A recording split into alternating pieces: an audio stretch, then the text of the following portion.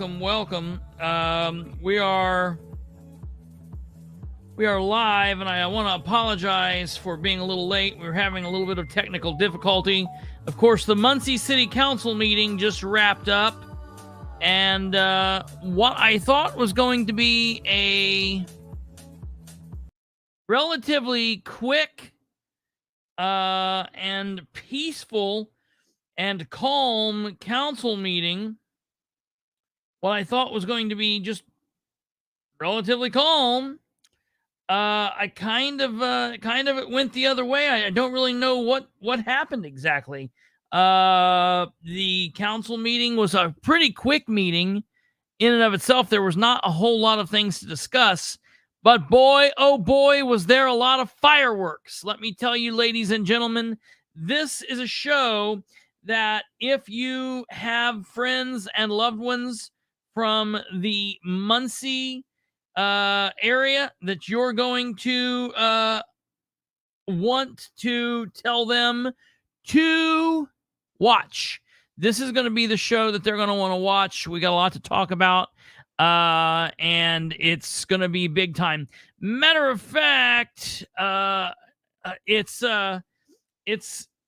there's very few things to discuss, but it's a lot to unpack. It's a lot of crazy things, honestly, and we're gonna get into it here. Let me go ahead just briefly and share what we've got here with a couple of my Muncie groups. That way, everyone knows that we finally made it on. Sorry about being late. We took care of the glitching. I think that we have no problems with the glitching. Hey, timing issues, missed it. Guess why?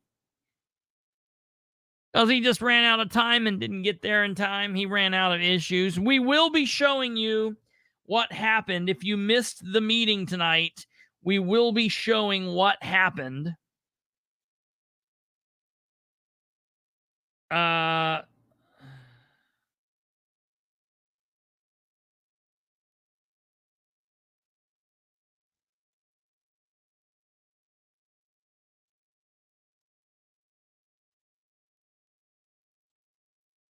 We will be showing what happened, and we will be doing all of that. So give me just 1 second. The action was in the comments. Yeah, and I was in and out of the comments. I didn't really see everything.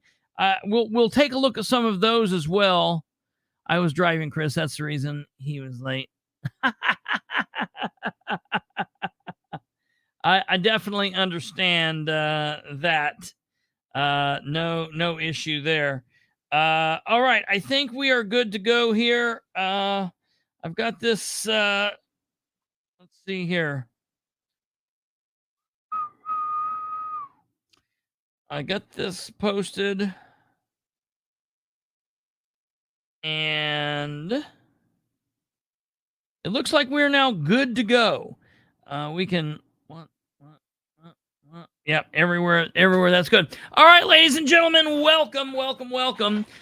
This is the political spotlight show. Kate's down in the duck doing what she does, making sure the buttons work and all of the different things are up there. A bunch of dumbasses sitting up there and going, yeah, right. Yeah. So we are in Muncie tonight. There was a Muncie City Council meeting this evening. The meeting started 6:45, so it started 15 minutes earlier. If I would have paid attention to the agenda, I would have known that the meeting was 15 minutes earlier, but I did not catch that. Trust me, if you were really hoping to get in on any kind of crazy information in that public hearing, it's a snoozer, like most. So it does not really matter. Did the council tell Dan he is not allowed to buy votes? No, they don't. They did not tell him that. and I'm trying to tell my grandparents I have on a white shirt. Yes, this is reality. You are watching me in the real live time. We are here in living color, ladies and gentlemen. That are my grandparents, lady and gentlemen, grandma and grandpa. All right, here, let's get to it. So we're going to be bringing on a friend of ours, someone that some of you might know.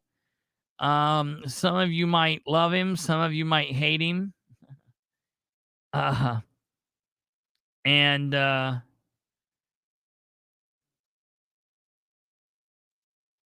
that's just all there is to say about it. I guess there's nothing else to say about it. I was going to say something else. It's Audie Barber. So we'll be bringing him on in just a moment. I do have him an official. I finally have his official logo done for the barbershop here. If you look here, it's the... Oh, no, that's not it. Wait a minute. Where's the actual official one? I got it done. Hold on one second. Where is it at? I actually got his right. I put the hat on. I put the actual logo on the hat and everything. Man, I am just in all kinds of fluster tonight. Everything is going so crazy. I got his nice little I got him oh yeah, here it is. Look at this. Look, at least I'll show it to you. I won't be able to put it up like really cool, but I can show you here as we get ready to bring him on. And we're going to take him a little out of order. I'm going to speed through the nonsense of the meeting because there was not really a whole lot going on, and the fireworks really showed up around the budget anyways, which I kind of figured that was what was going to happen because I was aware that there were a couple things that happened that was not spot on, and so as they should have, a couple people were mad, I think. Yeah, look right here. Here's Audie's hat. I made him. Look, I should have had this up. I don't know why I didn't. There's the political spotlight in the background, the barber shop, Audie Barber. Look over here. Look at his hat.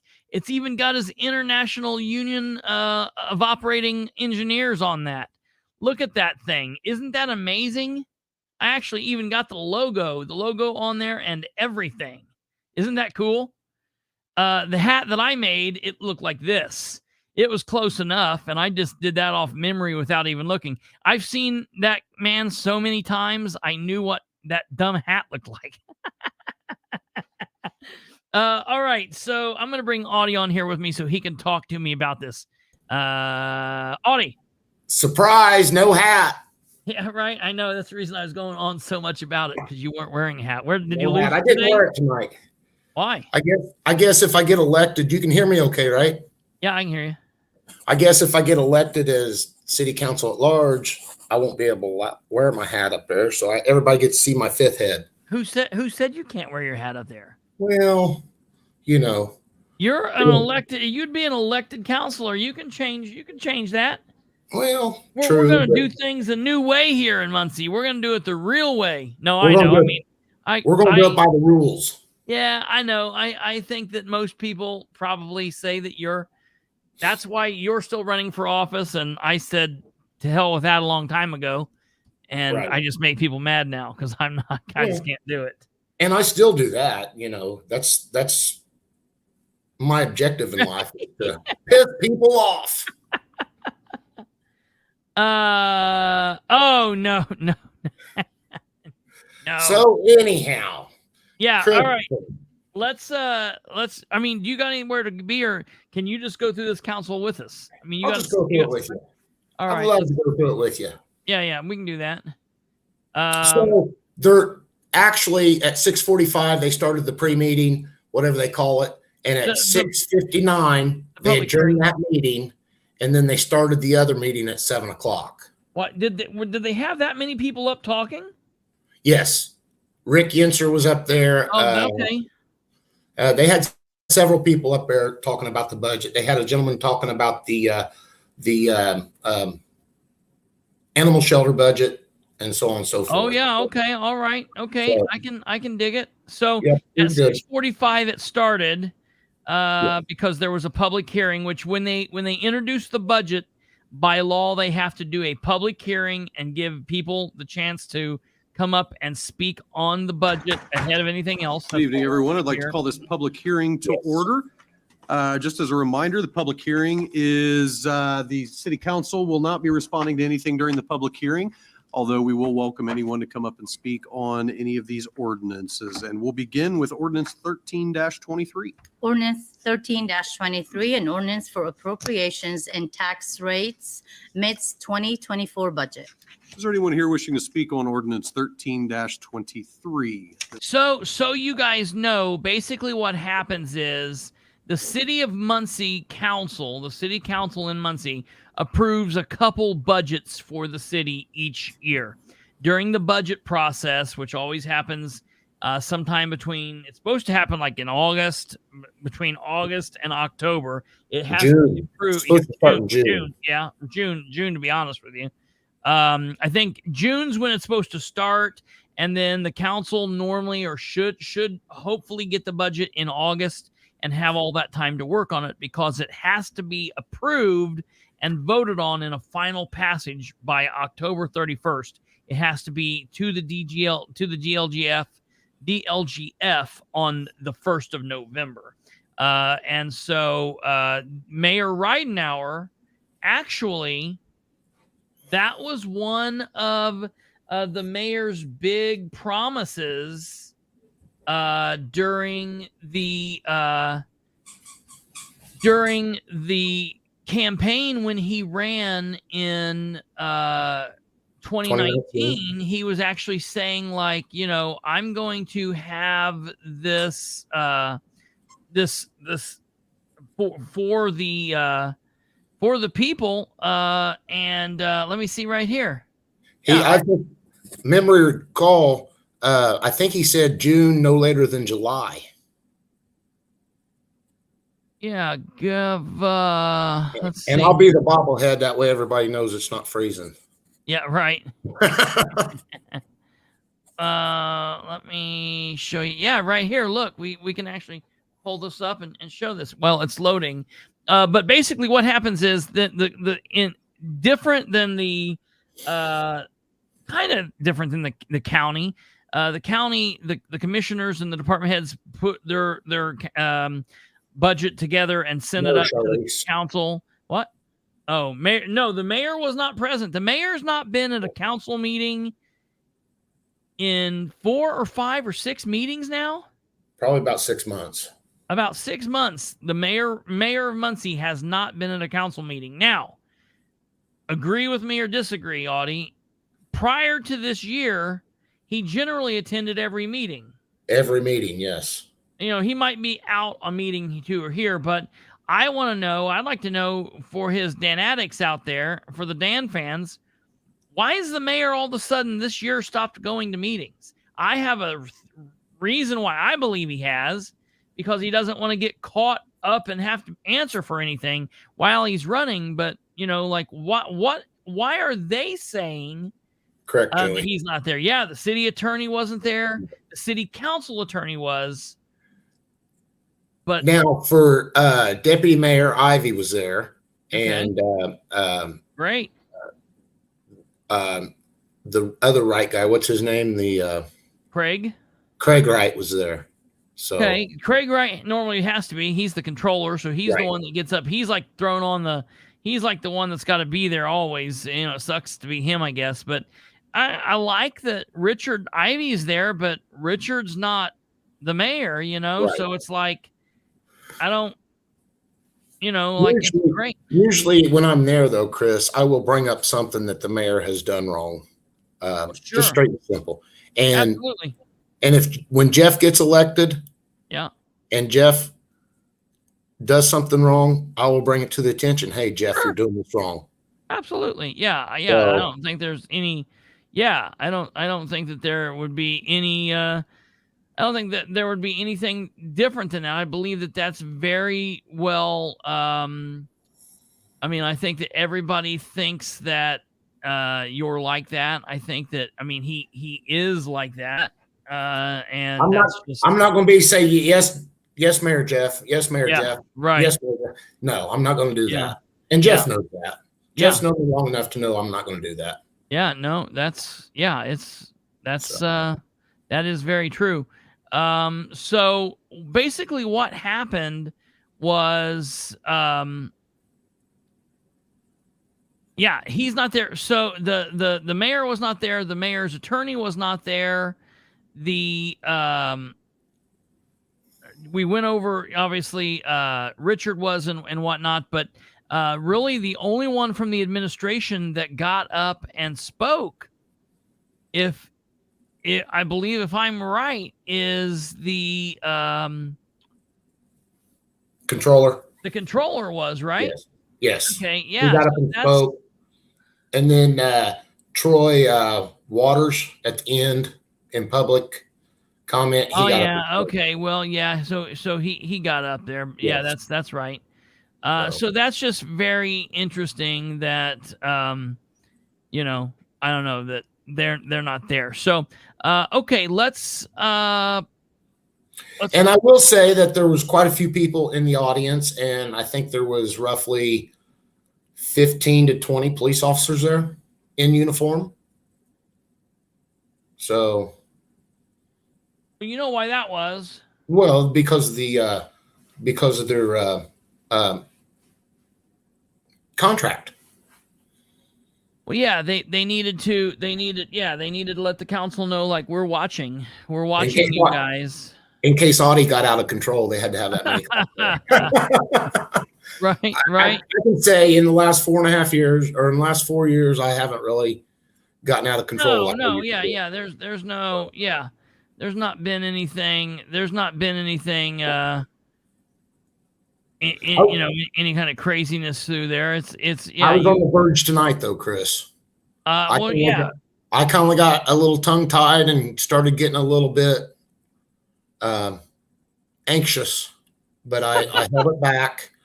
Well, that's good. All right, so let's go through this real quick, and we'll see what happens here.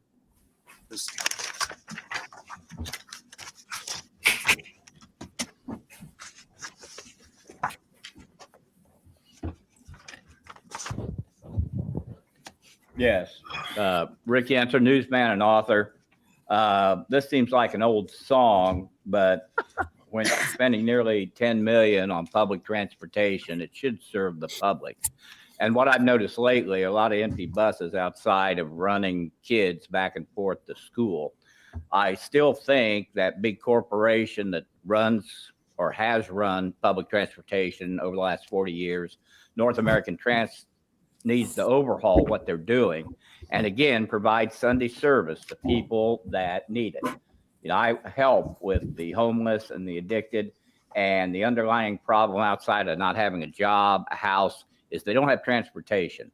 Now, several other cities in Indiana seem to afford Sunday service, and we're not talking about running regular service. We could just do with express routes from here to there, especially in the morning and the afternoon to Walmart or other retailers. And it seems to fall on deaf ears, but it doesn't fall on deaf ears for a lot of people that need a ride. And this is what public transportation is about, everybody. Thank you, Mr. Yenser. Is there anyone else wishing to speak on ordinance 13-23?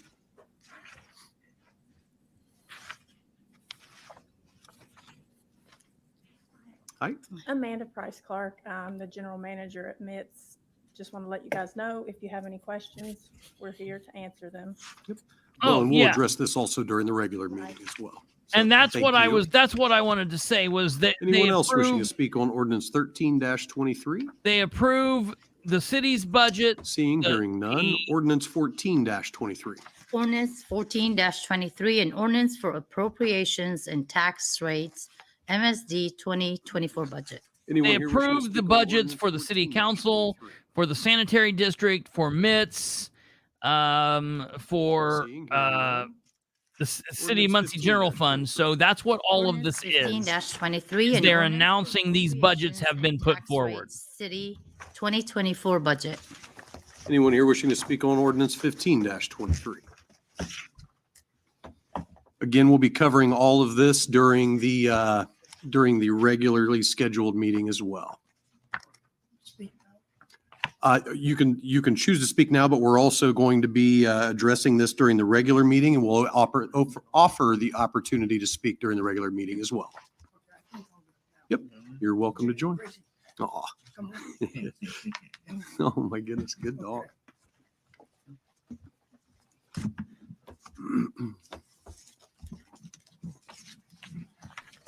If you would, just identify yourself for the record, sir. Bobblehead, so you don't think I'm crazy. Sorry about that, folks. Well, they're hearing them. We're obviously not freezing, Right.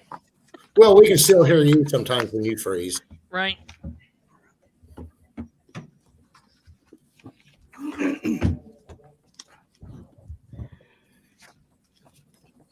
Mr. President and council members, Holy shit. excuse my voice. I've had some throat surgery and I have another one coming up. Wow. And so, thank He you for started your before I got indulgence. Okay. Mr. President and council members, See me in the back door. back- because you're working with budgetary issues this evening, I want to present to you the 2023 budget. Our Animal Care Board Yes, worked I'm very glad they hard did to this. draw Yes. for what we felt would work toward the best care for the abandoned, abused, and stray animals in our community.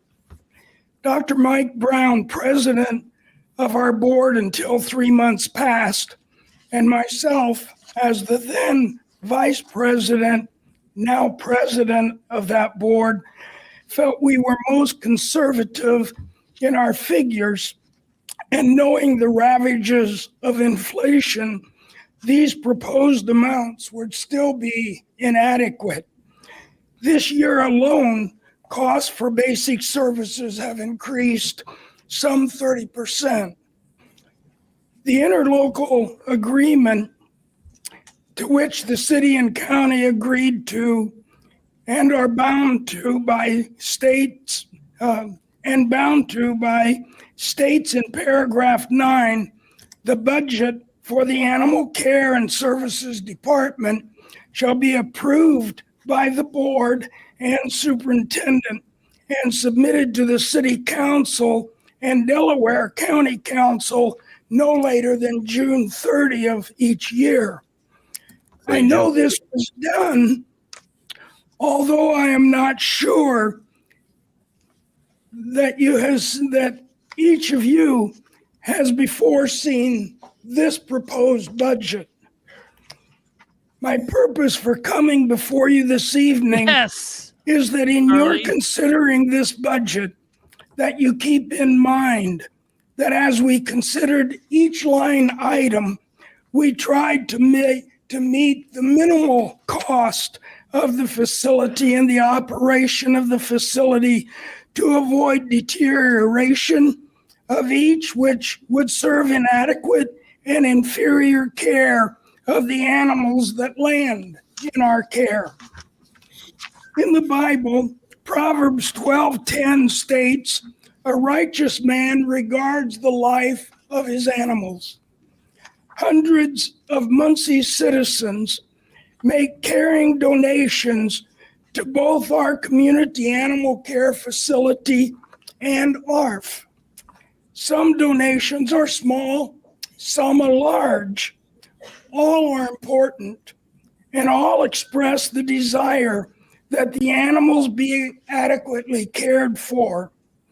It is important that these donations be used as donations as the donators intend and not be converted into general operating expenses, but are over and above the annual budget, ensuring additional resources for the betterment of these animals' lives. thank you for granting me the opportunity to address this budget to you this evening. Respectfully, James Turner, President of the Animal Care Board. And I believe the third sheet you have there is the figures of the budget that we drew up. So thank you very much. Thank you, Mr. Turner. Is there anyone else wishing to speak on ordinance 15-23?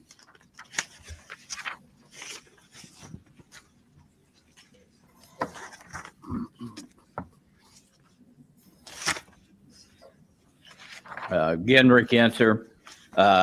In the city budget, I see the levies going up. I heard talk last week in the county that they need more money. They were talking around about increasing income taxes, which only the city can do. Now, it seems assured that you wouldn't raise taxes in election year, but next year, I'm wondering whether there'll be enough pressure put on this government to raise income taxes, and it should be a strong no. Our property taxes have gone up drastically in the last few years, while government gets millions in federal dollars, American Rescue Plan money, infrastructure money, other monies, and still it never seems to be enough. A lot of people didn't even know that the state gasoline tax went up this summer. That didn't get a lot of attention, but Indiana's still among the highest as far as gasoline taxes, not only in the Midwest, but the nation. So again, I think property tax relief should be considered by this government and others instead of constantly raising taxes, spending more, and still saying there's not enough money. One other thing that I wanted to point out, the mayor had mentioned last month that he wants to give $5,000 raises to public safety. And that didn't trickle down to a lot of taxpayers I know, because they said, what do you mean they're going to give public safety $5,000? Well, I was told again that, it helps with recruitment and retention. But I'll remind you, your neighbors down the street in Anderson, the mayor there is offering $4,000 raises. So this is just going to bump up more pay for more people and still not create or not solve the problem that you have here of being unable to retain or recruit people. Chris, A couple other things in this budget that's not really clear I'm on down. redevelopment and other projects Yeah. here. He was talking Frankly, about a lot of Anderson. people don't think Yeah. They're needs to past be in two city also, but what is their population compared to Delaware County or city of Muncie? Anderson's, well, let's just do city to city. Muncie, Indiana, Has roughly 63,000.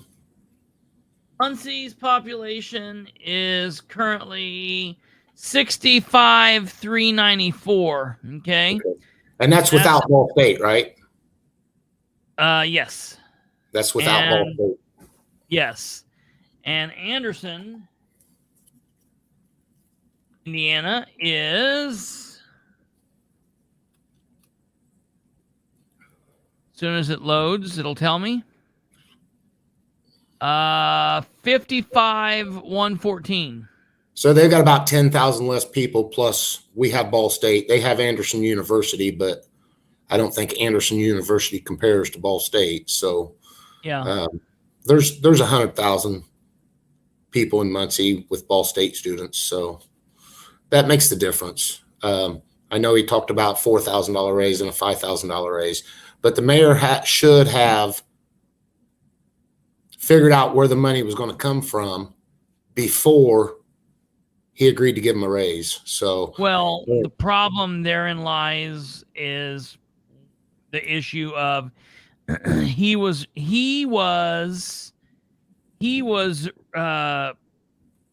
going in and negotiating because of a campaign was currently going on, rather than maybe if he would have appointed a council member, which we'll talk about that in a moment. But yeah, that's some good foreshadowing. Here we go. right.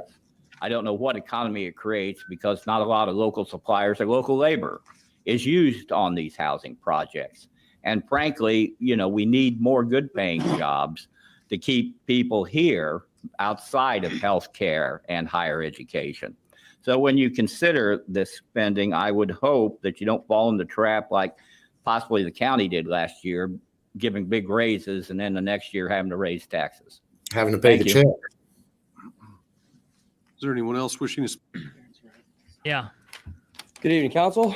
Nice to see you guys all again. My name is Ryan Webb. Did you skip me? Halton No. Village. I just Yep. wanted to You come in here did. today.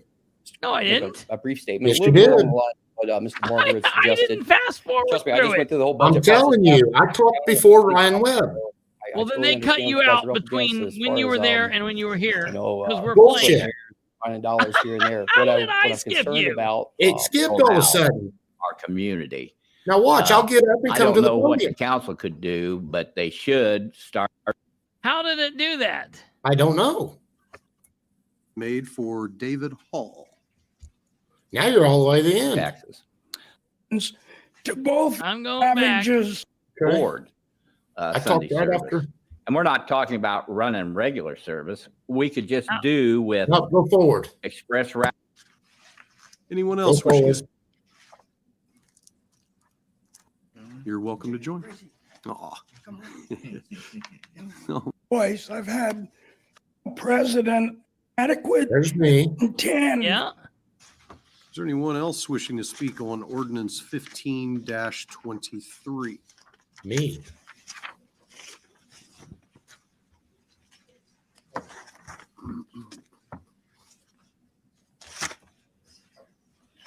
Again, Rick Answer.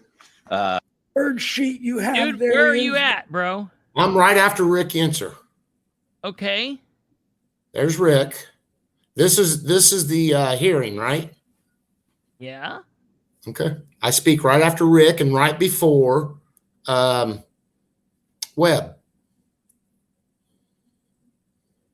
I guess I was the dick Anyone between else the wishing to Ricks. speak on ordinance 15-23? All right, here you go. Yes, my name is Audie I- Barber. I was on a different page. How did that skip you? I don't know.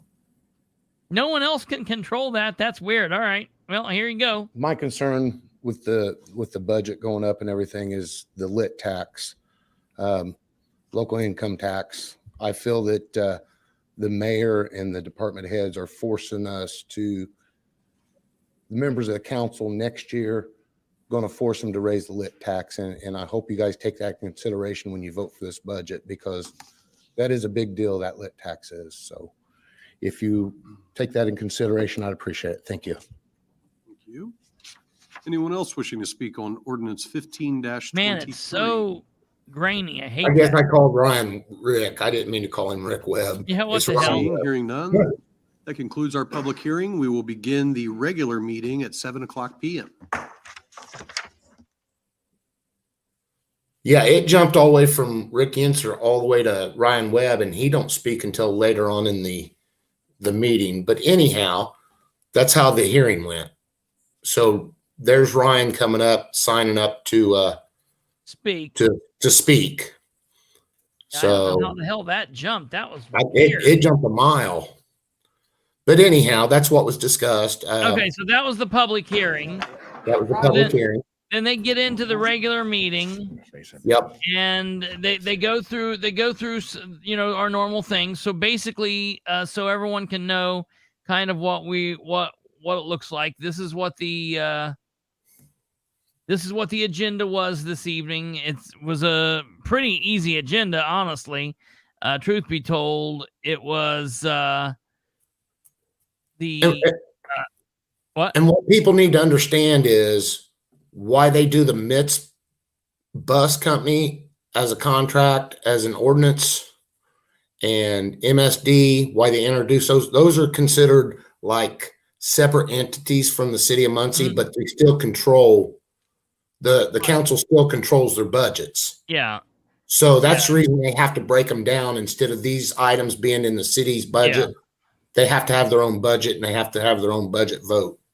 So that way people can understand why they've got three of them instead of one. Well, yeah. It says MITS 2024 MSD in the city. Right. So then it went into the regular meeting, and they did the Pledge of Allegiance, the invocation, citizen recognition, which is what's up there right now, roll call, approval of the minutes. And this meeting is out there for anyone that wants to go watch it. So I'm not going to go through all of the citizen recognition and all of that. If there was some kind of major thing that happened, Councilman Troy Ingram did a great job with everything, and there was no issue there. I'm just for brevity's sake, you can go watch that. It's streamed on the city's Facebook page. It's on my Facebook page, and it's streamed on our YouTube page, so people can. And I will say that they are doing he recognized a lady that's taking care of tags. You know what? All right, we'll watch it. We'll watch it because what she's doing is pretty good. We'll watch it. I won't skip it. She's got an important thing. It's important, especially on September 11th.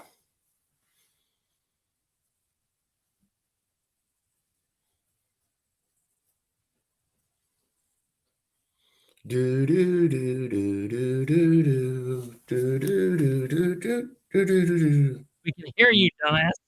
I know. That's why I'm doing it. I was waiting on you to play it, right? Oh, it is playing.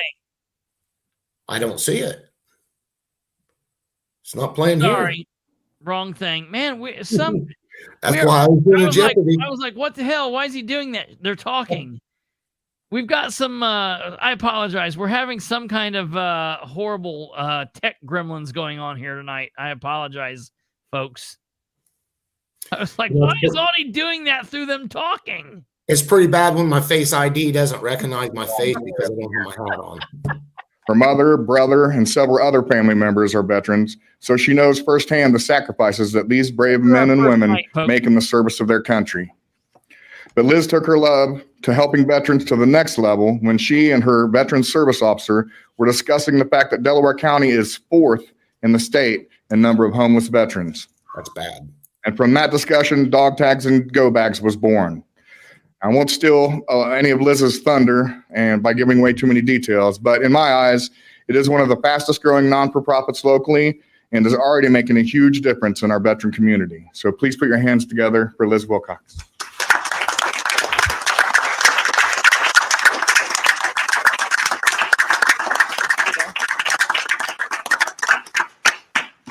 Thank you so much for this recognition. It is really an honor to serve those who have served.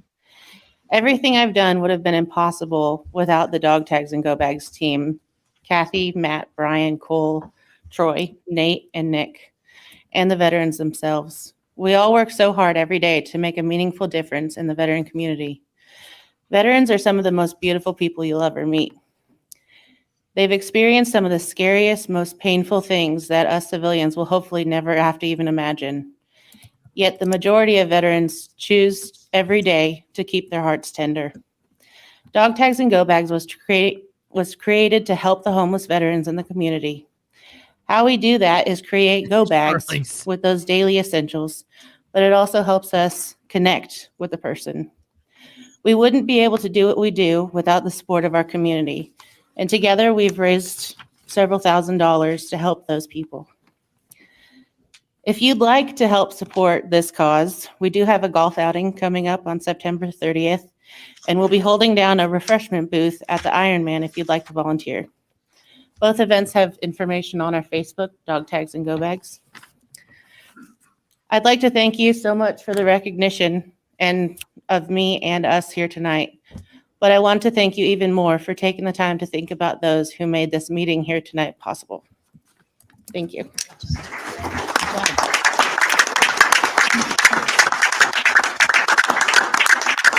That's really cool. Sorry, Councilman Overy. Was that you? I didn't know if that was you or Councilman Marshall. That's all right. We'll get you the next time. Roll call, please, on the minutes. Yes. All right, so they're doing the approval of the Yes. minutes. Yes. To be made. They go And through the. when it comes to you, indicate which name you would like They're going through a at citizen board. board So, appointment. Ms. Hill, I hope And that's what Other Troy discussed. similar- Troy Waters discussed is that he would have wished that they would have came up and They should have got up and spoke. Yeah. spoke. And Jeff, to his case, he did ask the council if they had any questions for him, and none of the council members had any. But Jeff said he would take it in consideration next time that he will call them up to the podium and let them speak. So They normally normally we do. have- Sometimes I think it just kind of depends. Yeah. Yeah. I don't know why they didn't tonight, but Fields. We will make that appointment previously introduced, beginning with ordinance 12-23. okay, here we are. Ordinance 12-23, an ordinance declaring an economic development target area for JRF Management LLC, 1250 North Elm Street. And see, nobody got For approval of ordinance Yeah, 12-23. this one goes through. It's just an economic development. Motion was made by Councilman Ingram, seconded by Economic development Councilman target Garrett. area. It goes pretty That is easy. the only ordinance previously All right, introduced. here we We'll go move to into new ordinances. new beginning with ordinances. Ordinance 13-23. Okay. Ordinance 13-23, an ordinance And this for is where the fireworks appropriations are. and tax rates, Yeah. Miss 2024 budget. Is there a motion for introduction of ordinance 13-23? So moved. No, it's not this Motion one. was made by Councilwoman Selvey, seconded by the Councilman next one. Ingram. Is there anyone here wishing to speak on ordinance 14-23? What'd you say? Oh, excuse me. 13. No. Yeah, Yep, you're 13. right. I checked it too soon. 13-23. Anyone here wishing to speak? It's the next ordinance. It's the Seeing hearing fireworks. none, all those in Yeah. favor of introduction of ordinance 13-23 signify by saying aye. Aye. Aye. Opposed, same sign. Moving on to ordinance 14-23. Ordinance 14-23, an ordinance for appropriations and tax rate, MSD 2024 budget. Is there a motion for Okay, introduction? it of starts with ordinance Muncie Fire Department. 14-23? What? The fireworks start with the Muncie Fire Department. Let me Fire- get my. yeah. Motion It was made starts by with the Councilman Muncie Fire Green, Department. seconded by Councilman Garrett. Is there anyone here wishing to speak on ordinance 14-23? Good evening. Good evening, Tina Cox, financial manager for the Muncie Sanitary District. I'm just here to answer questions at this time. in regards to- Ordinance 14-23. Are there any questions from the council for Ms. Cox? Okay, these are the From the ordinances. audience? These are the ordinances, so they don't really get Hearing none, hairy thank until you, we Ms. get to Cox. ordinance, All those in resolutions. favor of Resolutions. introduction of ordinance Yes. 14-23 signify by This is saying just, aye. this Aye. is just them Opposed, putting same forward sign. the, And the Ordinance president goes through, 15-23. what? the president after the 15-23, he goes into a big spill about, we don't want to discuss too much of the Yeah. budget itself. And so that's where we're setting A up for. motion for introduction of ordinance 15-23. Make a motion. Second. Motion was made by Councilman Garrett, seconded by Councilman Ingram. Before I open the floor for anyone who wishes to speak on ordinance 15-23, if it pleases the council, I would like to hold off, as we did last year, on any discussion of the budget tonight. I sent you all an email today with some dates for 2 finance committee meetings to review and a special meeting of the council to vote, for a vote to adopt the budget before the statutory deadline of November 1st. There will be plenty of opportunities to discuss this budget, as there was last year during those finance committee meetings, including each department's individual budget during those committee meetings. Those finance committee meetings will be held on Tuesday, September 26th at 6 p.m. in this auditorium. The second one will be Tuesday, October 10th at 6 p.m. That's my in the birthday. auditorium. Yeah. And the special meeting of council will be hosted Monday, October 16th at 7 p.m. to finalize anything that we hadn't had the chance to cover in the previous 2 meetings and to vote on that 2024 budget. Those meetings will be live streamed and they will be open to the public. So you can Now, Chris, find it on Yeah. the City of Muncie's I was Facebook told page, or you can tonight come by visit the us here as we council dive. that the budget that was submitted Yep. is not nowhere near what it used to be. They've got everything bobbled up and strung out, and I hope you're still there. Yeah, I am. Okay. What do They've you got mean? everything strung out that they don't have it in groupings like they did have. So layman's terms, they're going to have to go back and put it in layman's terms so the council can compare it to what it was before, because the way they've got it laid out now, it's just got everything thrown on a freaking page. Yeah, I've got the budget, and so basically what happens is this is what they started doing after Craig came on board. When the auditor behind everything. Yeah, when the controller, I mean, they'll have to do it when they go into the meeting. So basically what happens is, and this is just more bullshit from this administration, and it is what it is. Troy said it right. It's not itemized. It's not itemized. That's exactly right. And it's the same thing as it was last year. And basically what happened is, when the old controller was there, the old controller did it like it's always been done. Yeah. Like I've always seen that happen.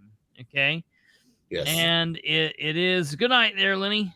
It's just really, it's insane that he does this. When the new controller came on, the new controller and the mayor, I would assume, decided that they would, instead of laying it out in a proper way, would just push everything together and say, here you go, council, and hoping the council would say, oh, this looks good, here you go, and vote on it. And so that was it. So last year, Jeff went to the council president, Robinson, went to the controller and said, hey, can you give us this on the same form that in comparison to last year? See, that's the other thing that the council used to do. Always before this mayor, when they would put the budget out, they would put it on a sheet of paper, and it didn't go up and down. It went this way. Correct. And when they did it in column 1 over here, it would say 2021. And then on column 2, it'd say 2022. And then over here, it'd say 2023. Right. And then in the last, it would have the new year, so they could compare and contrast with what each one of those line items were for several years. Well, this mayor said, no, we're not going to do that. We're not going to do this. And so they'll do that. Now, my hope is that Jeff will yet again say, hey, we want this broke down like it's been broke down before. It should be broke down that way.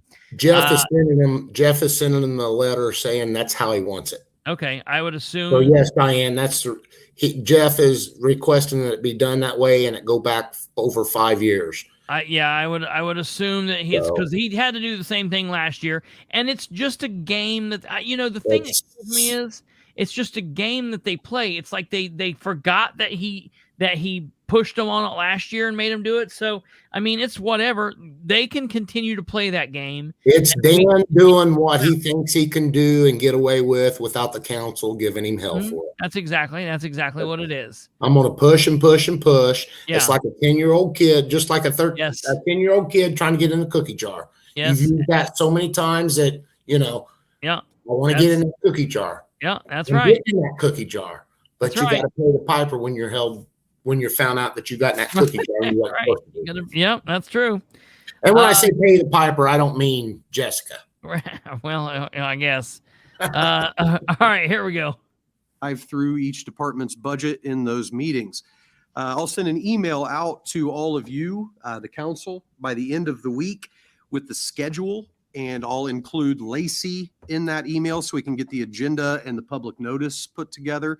And I'll also include Mr. Wright, the city controller, for invitations to department heads for their scheduled meetings. If there are no objections to delaying the discussions, then I would move for a vote to introduce. You good with that? Okay, I do want to give anyone the opportunity who has come here this evening to specifically talk about the budget. I will allow you to do that, but we are not discussing the budget this evening. Again, there will be plenty of time to do that during the finance committee meetings when we can dive a little deeper. Right now, to dive into that thing would, I think, What's the score it's an elephant, and the best way to eat an elephant is one bite at a time. So that's what we intend to do with the budget. I asked Troy what the score in the football game was. Yeah. Uh, Cut out the Mr. bottom of Barber. the cookie jar. Audie Barber, 610 West 11th. I made a statement earlier, and I still like to Sleep make well, the Lenny. council aware that I feel that if we raise too much on these budgets, that we're going to get involved with the lit tax, and it's going to put it on the next council for next year. And I think raising the lit tax would be one of the last options that we should take before trying to find the money somewhere else for this budget. So just be aware that the lit tax Thanks, Troy. is on the table.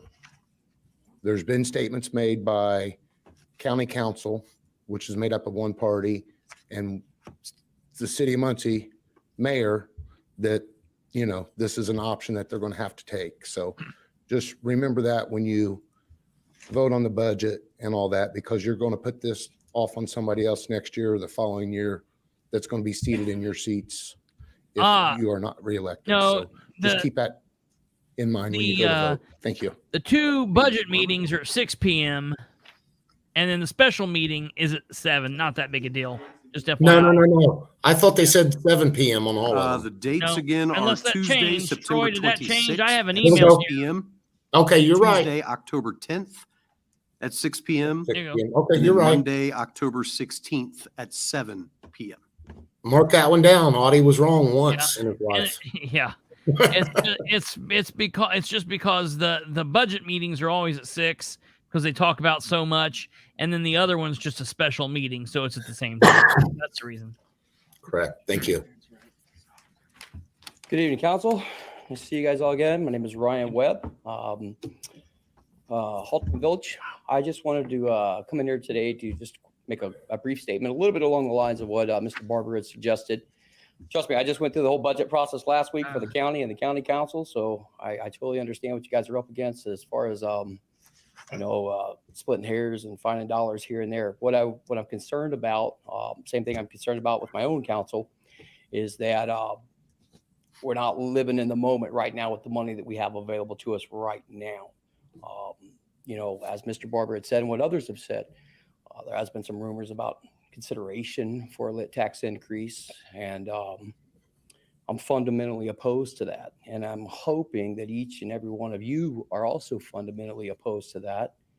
And any candidates who are running for the open seats up there are fundamentally opposed to that. I would love, not necessarily in this meeting, but at some point, each of you would go on the record and publicly state that you're not open to raising the lit tax. Now, I got something to say about this, but everybody understands how it because works. everyone It's needs to not remember, necessarily I'm not going to say it until the very one council or end the when other. Audie It's a leaves, collaborative because it's effort. not So something nice every about vote- just every vote one of his counts. fellow Democrats, And, but I'm I not just going wanted to to stop in put here him in the today just position to of saying it now. lobby you and implore you to So I'll consider say it at the end. when you are discussing your budget and you are considering it, to do it with the dollars that are available this year. We talked about it without last night, so it's any not like a surprise. consideration whatsoever with what dollars may be there. If somebody I heard it. pulls that mechanism to trigger a lit tax increase, and that's really all. You may wanted to not say. have just thought I wanted was you guys to watching, really, but I was really there. think that through. And good luck working through your budget. Hopefully you guys come up with something really good for the citizens of Muncie. So thank you very much. And see, what's going to happen is, Chris, they're pushing this off. The county council and the mayor right now There's nothing are further. Republicans. They're all Republicans. 7 what is there? 7 people on 7 the from the council. county council and a mayor.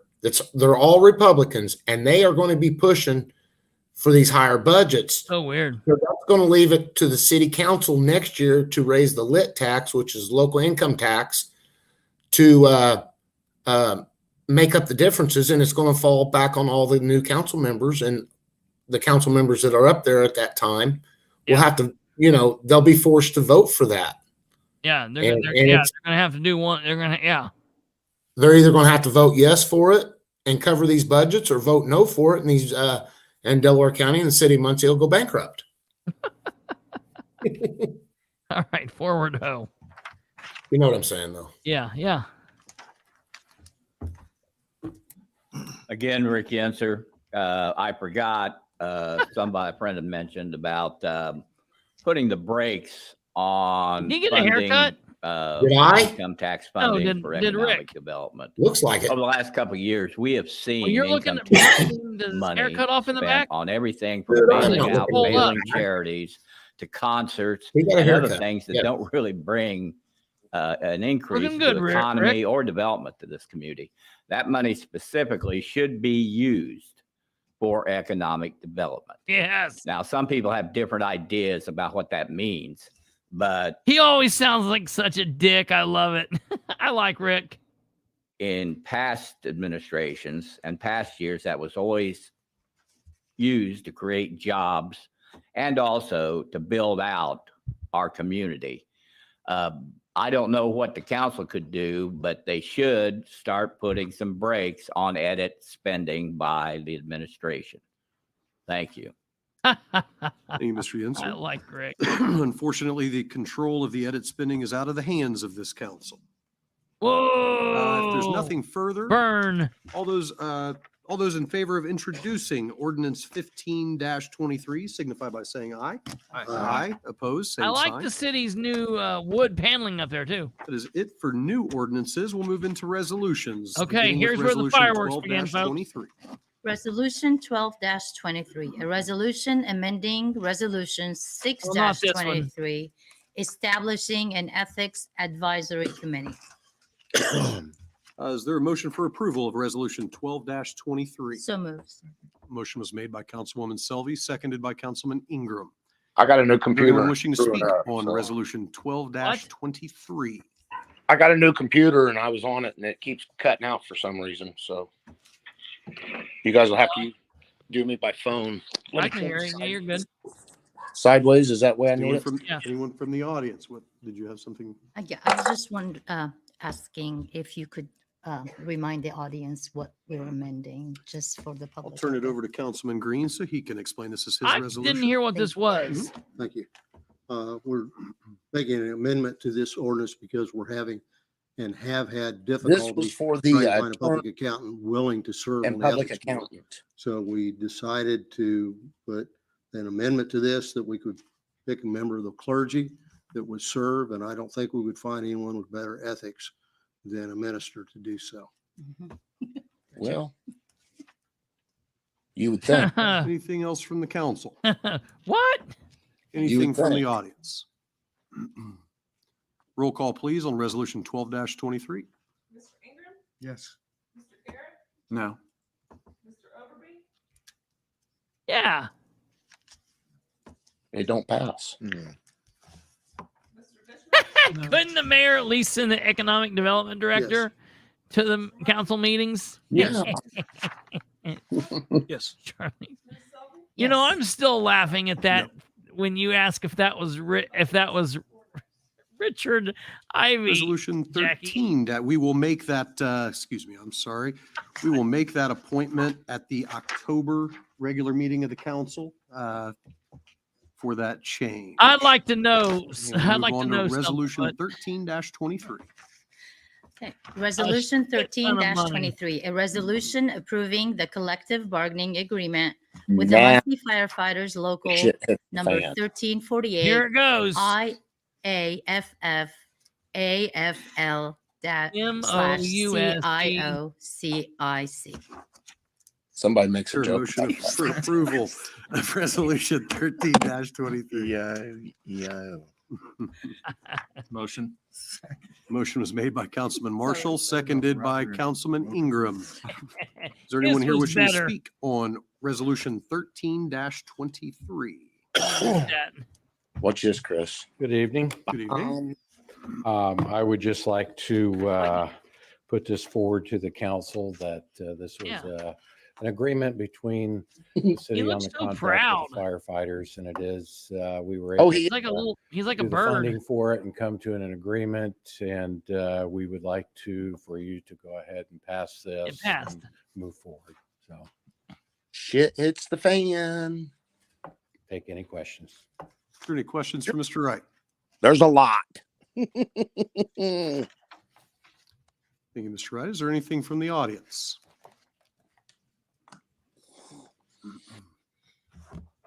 This is when Mr. Murphy. Good evening, Jason Chafin, President Local 1348 Muncie Firefighters.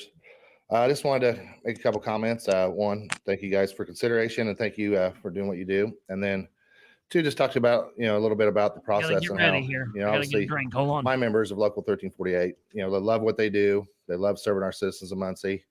We're proud to do it. And then, obviously our union leaders and our union, negotiates contracts. This is a 1-year contract that we negotiate with the city, looking specifically at the year 2024. The next administration will be You don't drink or tasked smoke on with negotiating, past 2024. One thing we pride ourselves, and we have for many, many years, is our preparation leading into those negotiations, and then being fair stewards to the citizens of Muncie and to What are you? budgetary Shut up. process and everything. Ain't no So we person. look at, for instance, on this budget process, we looked at, Not you. assessment levels for all 56 Audie. neighborhoods. He's not- We compared that to Huh? AIM, He's which not would a be fair- the lobbyist citizens. group for the municipalities, and their statistics. We looked at it from Muncie's community school districts.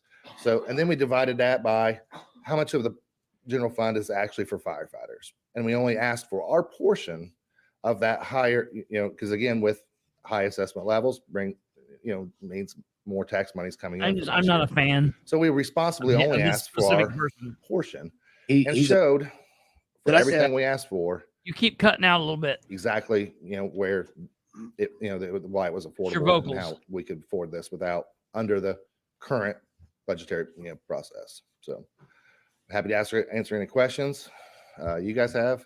And like I said, thanks you guys. Thank you, Mr. Chafin. Are there any questions from the council? Anything further from the audience? He's a big piece of shit's what he is. Jesus. Mr. Murphy? Oh, I You're- didn't say you're it out running loud, for did I? office. No, Huh? you're running for office. Oh, I'm Good sorry. evening, council. I did want to bring one item to your attention. All right, It this was is it, in folks. The legal memorandum that I submitted. We do have an ordinance, which in this case is 3554, and in resolution 1523 is 3584, that requires that if no member of the city council is appointed to the city's bargaining team in these sorts of negotiations, it shall be the responsibility of the chief spokesman of the bargaining team to update the chairman of the city council finance committee on the status of negotiations within 48 hours after any negotiating session of the union. That's true both with the firefighters union and the police union. And I just want to inform the council that there were 3 such sessions that you did not receive that notice. Those occurred on Whoops. July 6th, July 7th, and July 20th. And so we did not have compliance then with ordinance Whoops. 3554 and 3584. It is up to you what you wish to do with that information. 5G. You may vote up or down on the merits of these resolutions, but this is true both with resolutions 1323 and 1523. I'd be happy to entertain any questions you have on that. I do have a question. Do you know that in the past there was such representation? Yes. I can't Hell speak yes, to that. there was. What? Okay, Always now, has been. now back up here, because I don't know. And in all fairness, I'm not gonna come down hard on her because I don't really know where she's coming from here. Okay. She was actually defending the mayor more than normal. I don't know if she was or not. I don't know, man. I don't know if she is or not. I can't tell. I'm gonna ask her and we'll find out. But when she says this, I mean, to me, that's a fair question because Right. in 2020, she wasn't on the council yet when this was Correct. done last time. Well, Okay. it was actually what? done in 2019, wasn't it?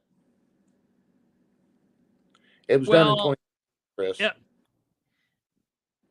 Yeah, no. But there was something that was that happened in 2020 because Richard Ivey said on it.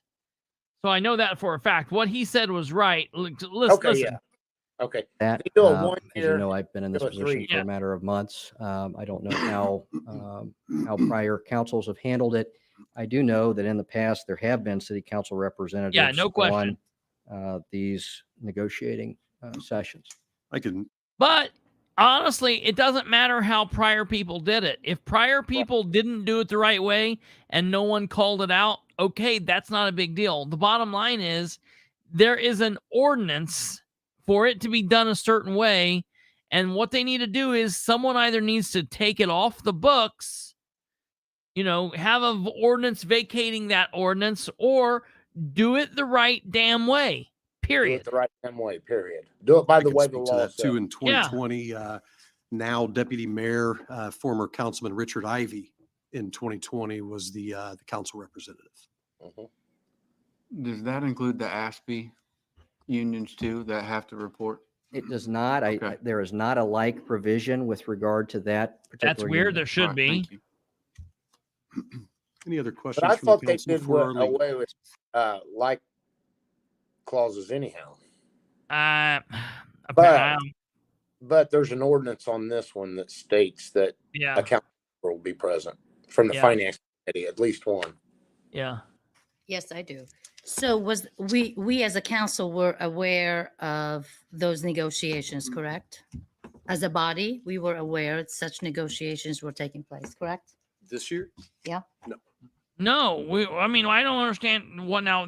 I want to ask her why she asked that, because she might have been, but they were not officially notified. Yeah, she might have been notified. She might have knew they were going on. Now, let me be honest. Okay, I'm gonna be honest. I knew they were going on. I knew the negotiations were going on. I knew that. Yep. I'm willing to bet. I've not asked anybody. I've not talked to anybody. I've not talked to Troy. I've not talked to Roe. I've not talked to Jeff. I didn't know that Green could talk. I've not talked to Garrett. I've not talked to Danner or Blitzen, or I've not talked to any of them. But I can tell you this for a fact. I knew that the negotiations were going on. There's nothing that will make me believe that Jeff Robinson, as the president, didn't probably know they were going on, but it doesn't matter. The fact is, the administration, through their team, has the obligation to notify them the way that the law says. Period. 100%. It's not, what? 100%. And so if someone got called on a phone and they heard it from a friend who heard it from another that Dan's been messing around, that's one thing, because that's what I heard. That's how I heard. That's how I heard it. Yep. All right? That's how I heard it. I believe 1,000% that they probably heard that this was going on. But it's not Jeff's responsibility or anyone else on the council's to make sure that the mayor is doing the right damn thing. It's our jobs as citizens to make sure that he's right doing the thing. And so it's ridiculous. And so, period, at the end of the day, they did wrong. And had somebody stormed into the meeting while they was having it, they said, well, what are you doing here? So we know this mayor does shit. Yeah. In the back rooms. He does backroom deals. Yeah. This would give him a chance to get some brownie points without having the council involved, and him do what he wanted to do and put the council, to hell with them. Is what he's telling. Absolutely. Yeah, right. Yeah. Well, and here Counselor Ingram says, I wasn't officially notified that these meetings were happening. That's absolutely. And the bottom line is that's what it needed to be. So maybe did someone tell a council member, hey, this is going on in some back room kind of deal somewhere? Yeah, but it doesn't mean if you go, they're going to let you in or what, whatever. So it's just, why would they notify you, Troy? You don't matter. Right. That's right. That's how they look at things. And it's ridiculous. All right, so we're just starting to see it here. It's getting ready. It's really getting ready to kick off here. We did not receive the required notifications under the ordinance. Okay, thank you. Who was responsible? Councilman Ingram? Who was responsible for getting that information to the council?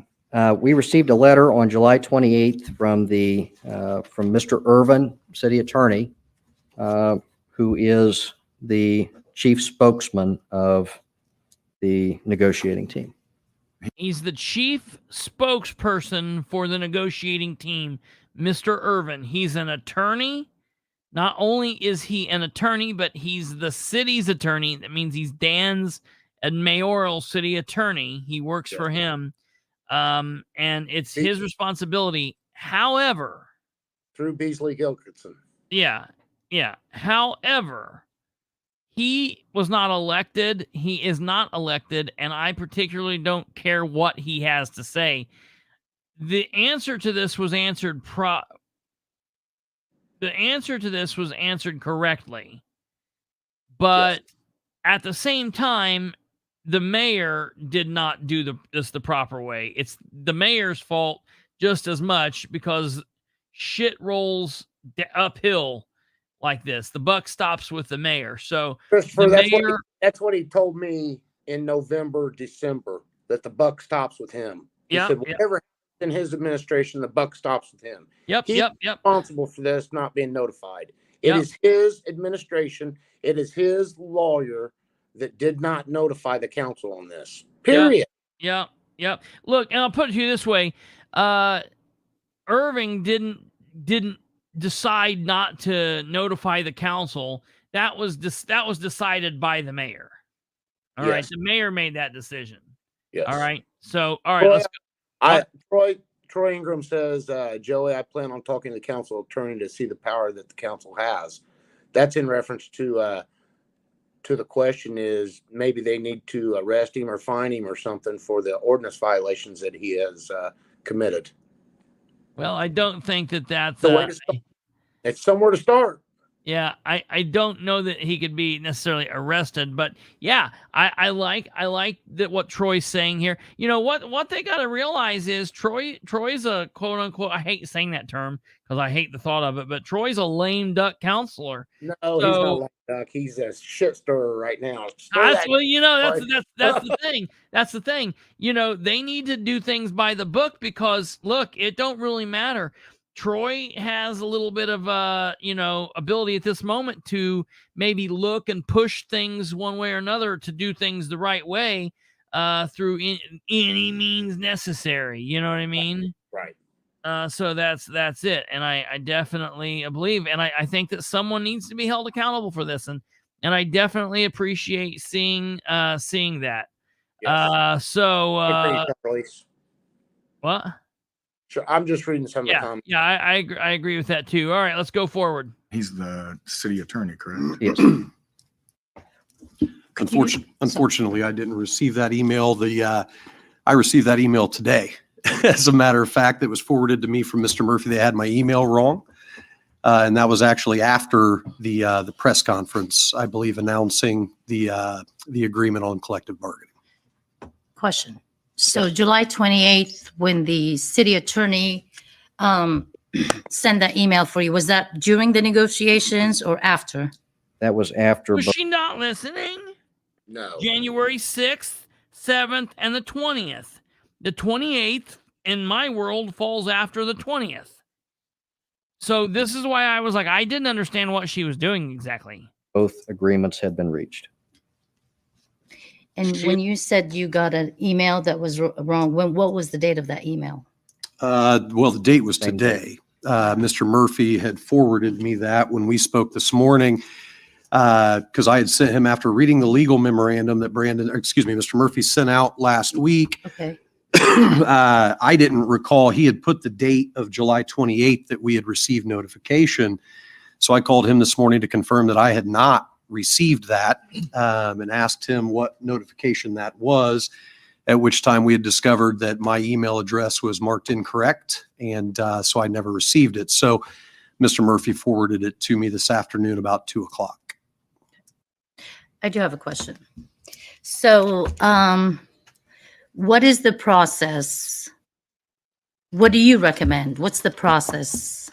What's the next step, basically? So we have two bodies, we have two resolutions. Obviously, an error was made. I'm assuming it's unintentional. And how do you predict we proceed. I'm not So assuming I'm not going tonight. to give a recommendation to this body on the merits of either of these resolutions. However, the process that is to be required is that when a union wishes to enter into collective bargaining, they send a notice. The mayor then appoints members of the city's bargaining team and designates a chief spokesman. That chief spokesman, it's their obligation then to provide a notice to the city finance chair within 48 hours of that meeting taking place, what the status of those negotiations are. What I am telling the council is that did not occur on those 3 occasions, and we were only notified after on July 28th, and there was a mistake even in that. So How were you made aware of this? I'd be happy to share with the council the letter that we received was addressed to the council president, and I was copied on it if anybody be happy to see that. Is that the one we got that you received today? Okay. I would like a copy. And who did you receive that from again? That's from Mr. You heard Aaron say, who made you aware of this? How was you made aware of this? Yeah. Well, he knows. Was that notice within the required time frame? It was not. Hold on. What were you saying, Audie? Aaron says, how was you made aware of this? He is the city council's attorney. He knows the rules. He is paid to know the rules. Yeah. That is, he is an attorney. So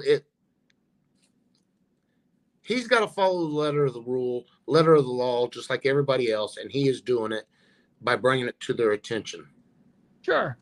That is his job to do that. Yeah. It's like he's has a hard, he's mad because he's doing his job.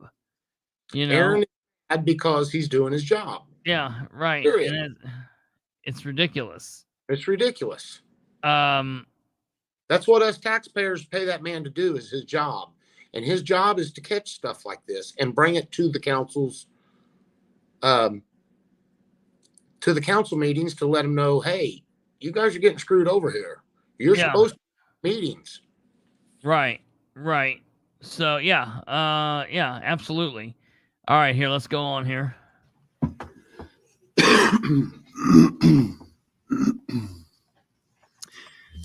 Look,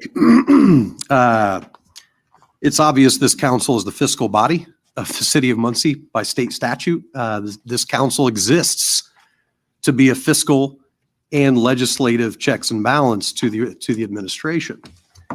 Our hands, as they have been a number of times on issues, particularly the budget in the past, the budget this year, collective bargaining this year, our hands have been tied. I was surprised to receive notice of a press conference to announce that an agreement had been reached, and was even more surprised to learn that both contracts had already been ratified by their respective bodies. This isn't the police and fire's fault. This is not the local 1348. This is not the FOP 87's fault. I don't think they should be penalized for the fault of the administration. I spoke to Mr. Murphy today and asked if we could vote on this evening and if we could pass this contract. But Chris, It's after Jeff has said that, I do want to say that the president of the fire department and the president of the FOP know the rules, and they should have demanded that the city council members be there. So to an extent, it's not their fault, but they still should have spoke up and said, if they're any kind of presidents of their union. Everybody involved should be doing the right thing. They're all public servants. Yes. Everyone there should be doing the right thing. And the fact that they're not is all bothersome. But and Mr. Chafin, he always gloats that he's a political sound in mind and yeah. Mm-hmm. big political advocate and all, or political guru or whatever, but you know what? He dropped the ball on this too. Yeah. I mean, he knew with any contracts, they have to have the city council there. And he chose not to allow them to be there or to ask them to be there. So it falls on them too. It does not fall on the firefighters themselves or the police officers themselves. It falls on their presidents of their unions. Yeah. Yeah. I agree with that 100%. Yeah. Okay. Here, let's. So don't punish the policemen and firemen that are doing their jobs. Right. And, risking their lives every day and night that they come to work. Right. Yeah, I agree with that. All right, here we go. I mean, I can't recommend anything to you all. I'm one city council member. But as president of council and as the finance committee chair, I would recommend that we bring this to a vote and that we vote on these contracts this evening. Again, this is not the fault of the FOP. This is not the fault of the local 1348. Our hands have been tied. There shouldn't be. Are you moving that we vote? I do have a concern, if I may. When Let's you're go to ready. Councilman Marshall. And then we'll come. Mr. Murphy, could you, I guess, remind me or clarify who should have gave us notice of this? So Mr. Irvin, in his capacity as the spokesman for the negotiation, should have provided notice. So it should have came from the spokesman of the negotiating committee? That's correct. And that's only true if there's not a city council appointment to the body, which there was not. So there was a required notice that Mr. Irvin should have given. Okay. You would not have expected this notice to come from the mayor or his administration, correct? Who's saying that? Well, we didn't know who was appointed in that capacity. Listen, and I like Brad Marshall, but like, come on. He is another Aaron Clark. Yes, to the mayor. Yes. Yeah, I like Brad. I like Brad, but Brad and I are going to have to talk about this because, like, that's nonsensical. Listen, the mayor is elected to do the right thing always, and he knows what's going on. And this decision was made by the mayor. Period. Right. That's it. Okay. Yeah, Charlize is right. Look at him. That's good. All right, here we go, folks. Capacity, but whoever was appointed as the spokesman of that body, Obviously it is. and it's Mr. Irvin, Yes. should have provided the notice. Thank you. I tend to agree with you, Mr. President. It's not the fault of the police and fire, and it's a miscommunication, and I don't feel right penalizing them for this. Councilwoman Selby. Okay, so I am at a conflict here. It says right here from the city of Muncie's Trying to attorney. It cover says, though formal notification is not required by ordinance, but then you're saying, That's as it pertains to the AFSCME, okay, which does That's not right. require formal notice. That's just for It's the the city. second part of the letter. With okay, regard to so the describe fire, the ongoing, you're right. Thank you. you're welcome. So after the press conference, I had notified Deputy Mayor Ivy that the ordinance had been violated. I believe the press conference was on July 25th. If I'm mistaken, someone please correct me, but I think it was on July 25th. The mayor could discuss this. This That's is the reason why the mayor's not there. That's exactly why the mayor's not there. You know, he's afraid that he's going to be called on the carpet for something. And what's crazy is he's doing all this crazy shit for the entire last 6 months. I mean, Yeah. he's afraid every time. Oh, I can't go to that council meeting because I'm going to be called out. Chris, Jeff called him out January or February on an incident, and the mayor has not been back since. What was So, that? I don't remember exactly what it was, but I think in January or February there was a little tussle between them, and from that point on, the mayor has not been to any of the council meetings since then. That is ludicrous. I mean, I recall. I think I know what you're talking about. I'll have to go back and see if I can find it. I don't know exactly what it was, There was a little tussle. Yeah, it might have even been a little later than January, but I do know what you're talking about, and I agree with you. It's nuts. It's crazy. All right, let's go. We'll go on from here. Oh, I know what it was. At that point, What? It was a $3.5 million bond. Oh, that's right. He has not been back since that $3.5 million bond went through. Wait a minute. Wasn't that last year? I think it was in January or February, wasn't it? I can't keep it all straight. I'll have to look. But I know he's not been there in 5 or 6 months. That's the bottom line. Right. He's not been there in a long time. All right, here, let's go forward. I had asked Mr. Ivy if he had read the city ordinance pertaining to contract negotiations and collective bargaining, and asked him if he was aware that they had violated this ordinance. Again, I knew nothing about any of these until I received a press release that we were going to be announcing that agreements had been reached, and we learned at that press conference that those contracts had already been ratified by the respective bodies. So I had at that time sent Deputy Mayor Ivy the 35.54 and 35.84, because I recall in 2020 that Councilman Ivy was the council representative on that bargaining. I also have been coming to council long enough and have been before I was on city council to know that there were council members as part of the. What? I'm gonna have to get me one of the microphones. You can't talk while that's going on because you cancel each other out. What are you saying? Look at Miss Selvey back here. Yeah, I don't He understand is why. totally fucking pissed off. I gotta now listen. It very well could be that she's pissed off that the administration didn't do the right thing. So I'm gonna talk to her tomorrow. In all fairness, I'm gonna talk to her. Give her the benefit of the doubt. Find out, because Never. she's done some good stuff here lately. But I've never seen her sit back in her chair like yeah, that. look at that. That's crazy. She's I really- hope, because I'm gonna be really honest. Right now, the Republicans are not being good to her. So it would be crazy if she's too caught up about, right now we're being called on the carpet for this. And bottom line, right now her administration did wrong. But you know what? Election's less than 60 days away. She's got to try to get some points somewhere, maybe. That's right. So All right, here we go.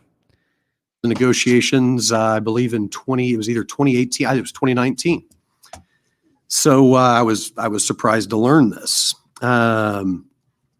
So it's incredibly unfortunate.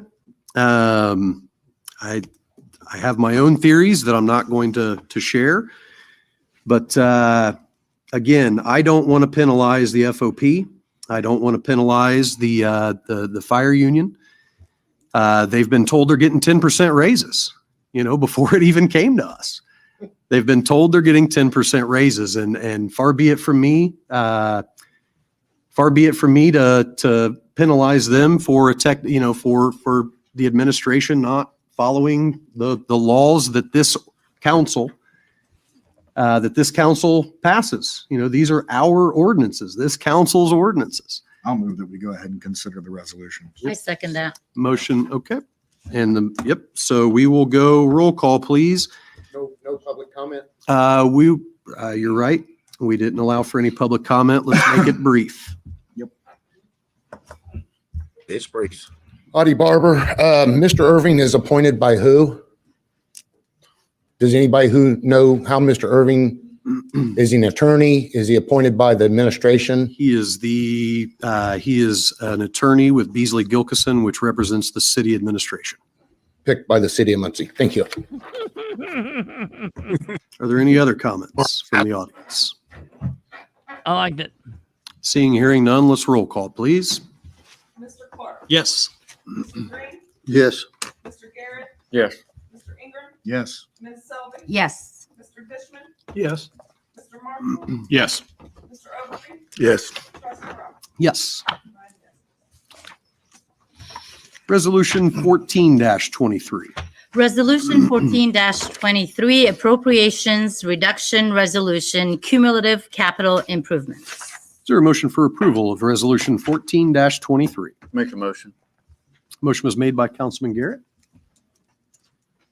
Second. seconded by Councilman Ingram. Trying to give somebody else a chance. Is there anyone here wishing to speak on Resolution 14-23? Good evening, Mr. Wright. Hello. He Yes, comes this up and resolution this is is the just same thing. reducing the appropriations for the cumulative capital improvements, and that was per the DLGF during the budget process, that you either reduce them for this year or carry it over and reduce it next year, which will reduce the budget. So that is why this is the same one we did last year. So it was just not enough funds were received into that. That's the SIG tax. Anyone have any questions for Mr. Wright regarding Resolution 14-23? Oh, Mr. Anyone Wright from the audience? County either, does he? Seeing What? Mr. Wright don't live in Delaware County either, does he? I don't believe he does. I don't think so. Yeah. Hearing none, roll call, please. Yes. Yes. Yes. Yes. Yes. Yes. Yes. Yes.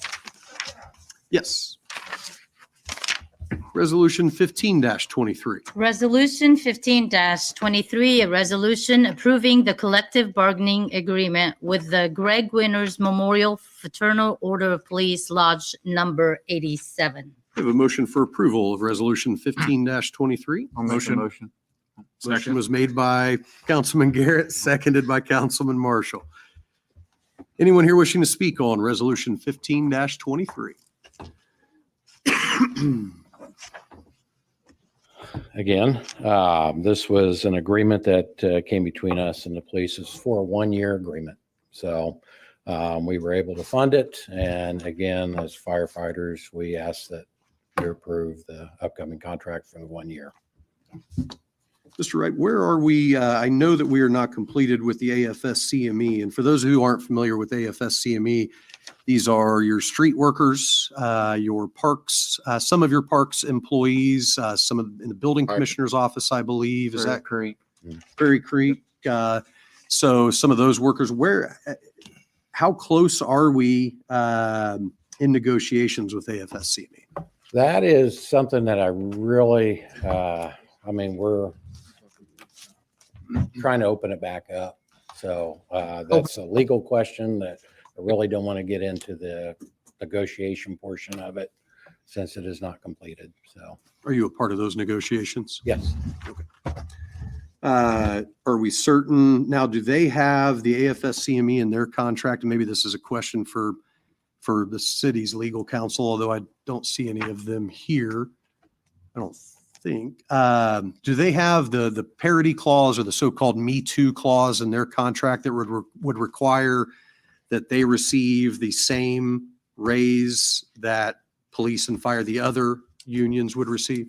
They do have clauses in there, and like I said, it's all negotiables. So, we're in the middle of negotiations. Mm-hmm. So, and we feel pretty confident with the 1348 and the FOP 87 contracts, with the increase that they're receiving, that we're able to financially cover the same raises for AFS-CME if it comes to that. well, I'm not sure this applies to the resolution we've got on the table here. Well, I think we need point of order here. 1323. Well, I would disagree, because in order to pass these resolutions, we need to make sure we can afford them, right?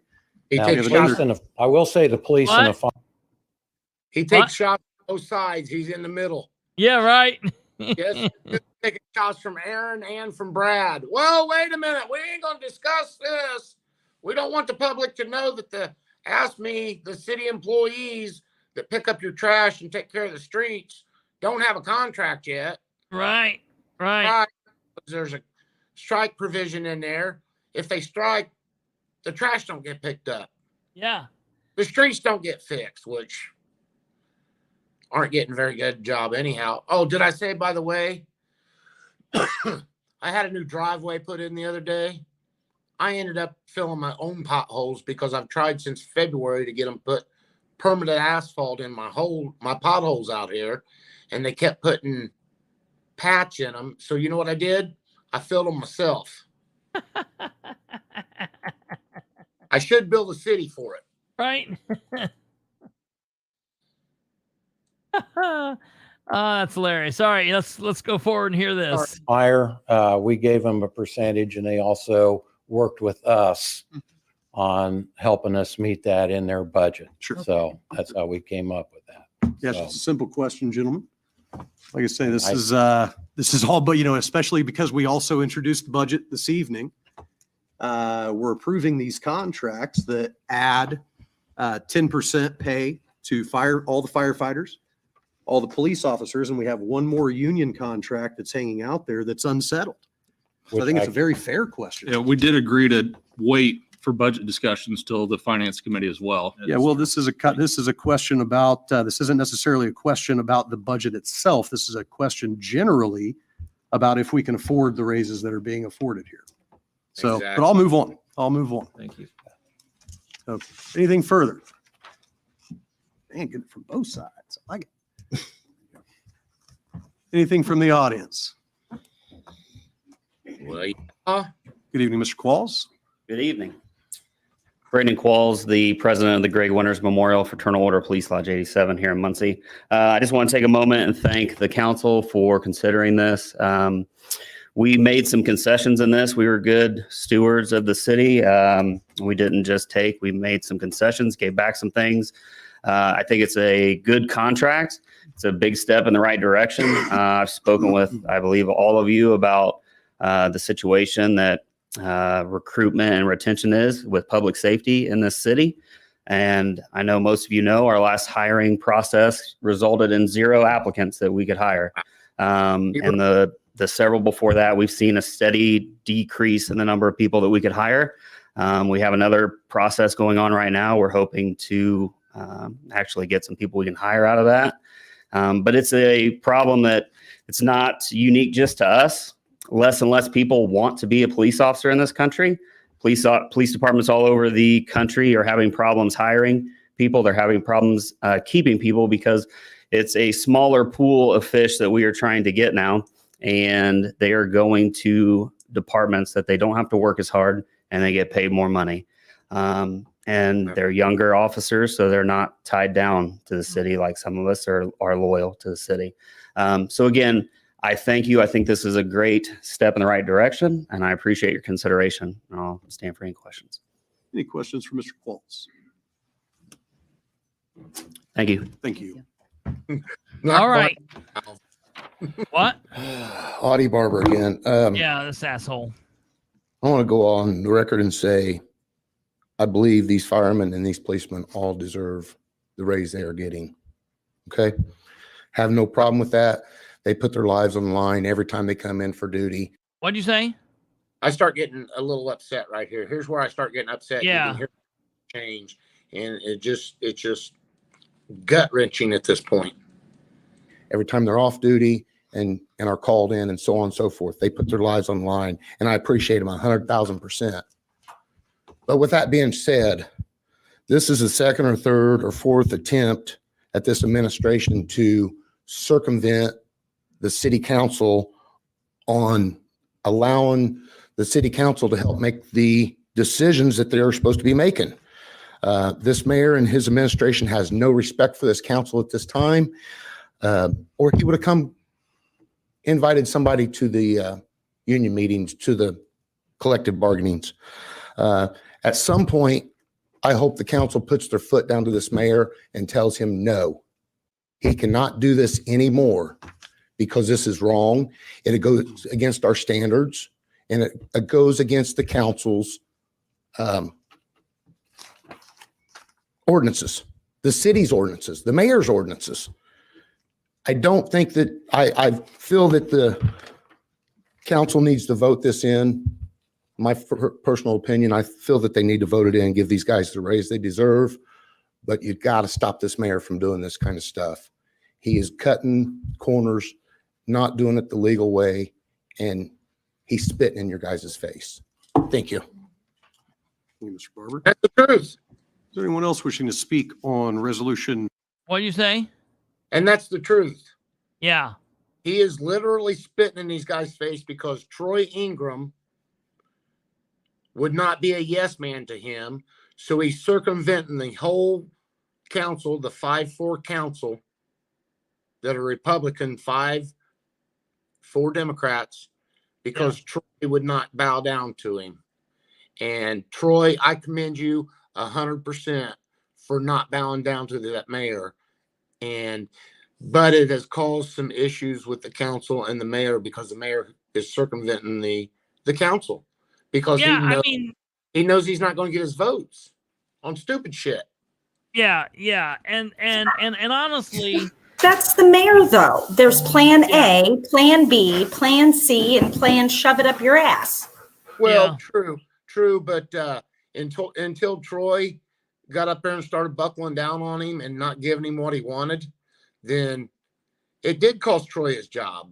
And it's going to cost the mayor his job, because he's circumventing the city council, and he shouldn't be. I hope so. I hope that's the case. And people, because this is something that people need to look at. And that's the reason, folks, that I called this I called this tonight, this episode specifically.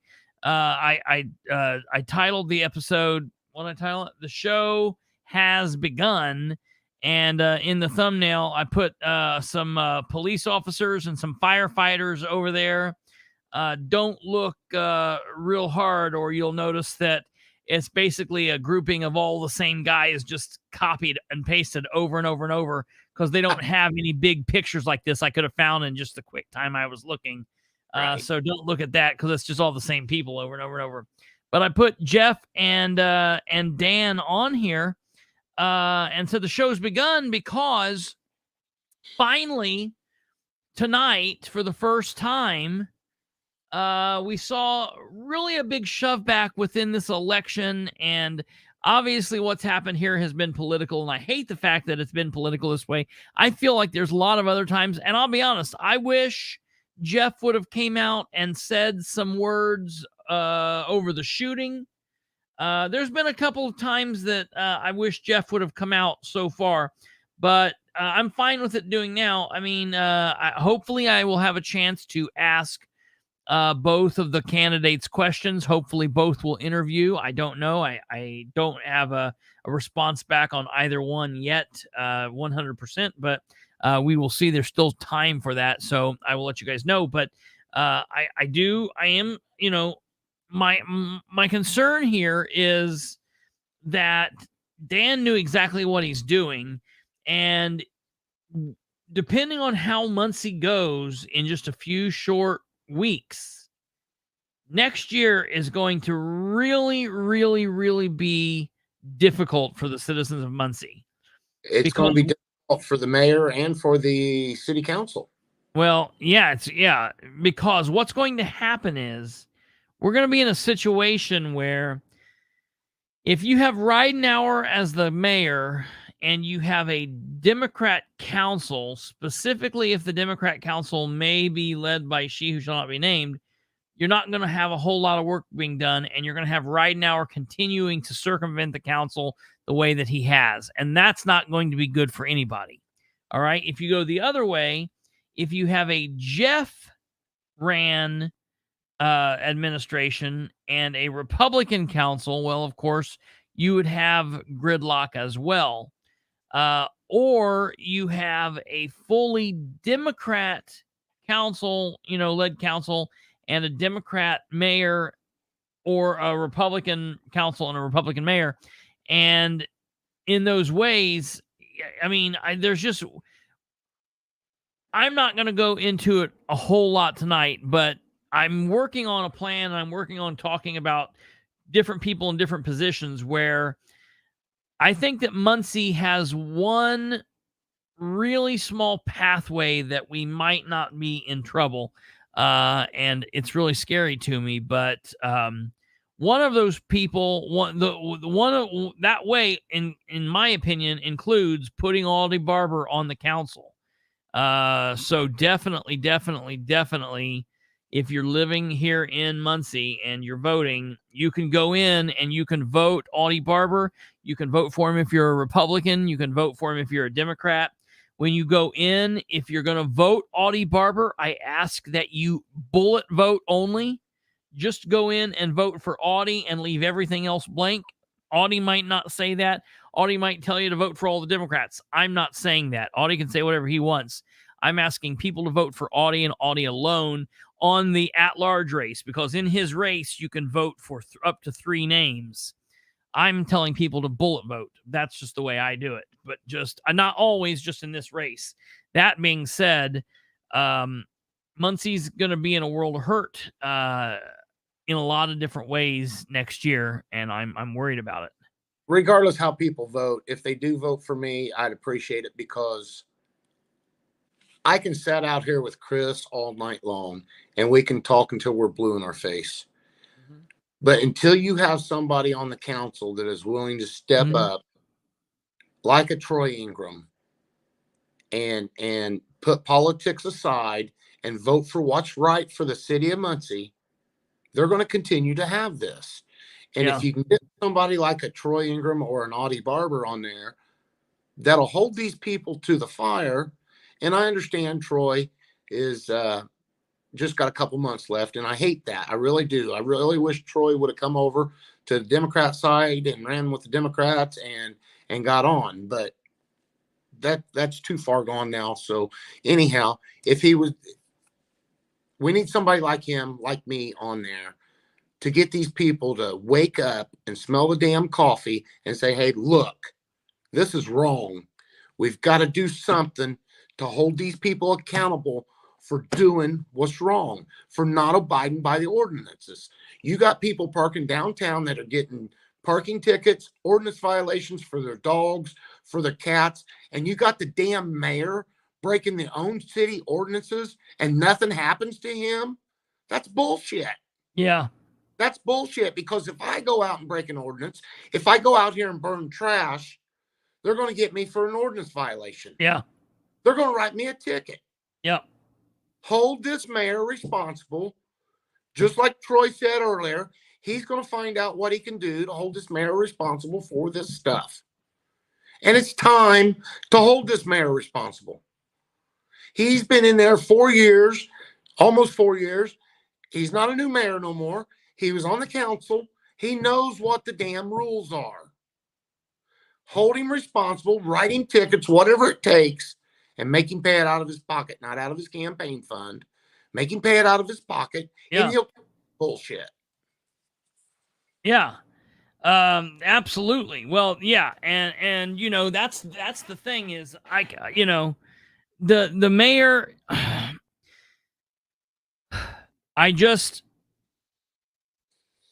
I don't even know that there's enough time really to do anything with the mayor between now and the end. It's almost like we've got to be like, all right, whatever goes on, goes on, and then we'll have to find out what the hell happens starting January. Christopher, we've been there before. Remember 4 years ago? Yeah. Oh yeah. Yeah. But that's what I'm saying is what I'm saying is as far as the council being able to set him straight on some kind of path. That's what I mean. No. I don't ever give up. I'm just saying as far as what they've got to do to set him straight. 100%. Hopefully he's not the mayor. Hopefully he's not the mayor. Hopefully he's not the mayor. Hopefully I'm on the council, and if he violates the ordinances, I'm going to get the city judge or whoever needs to write him a ticket.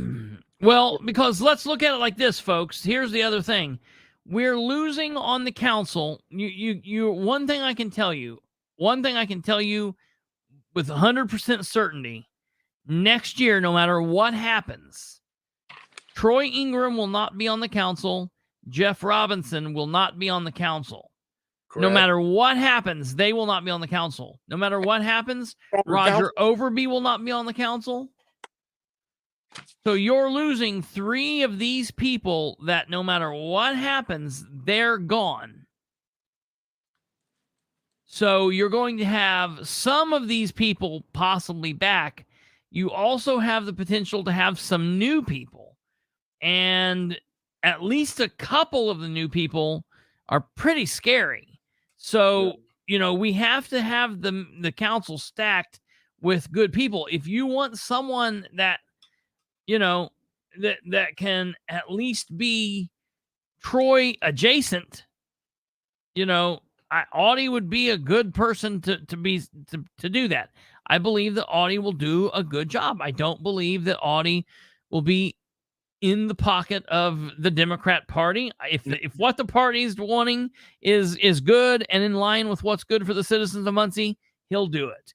Right. If what the Republican Party want is in line and is good with the citizens of Muncie, he'll do it. We've talked about this before. When we run for office, we are told we have to choose a party.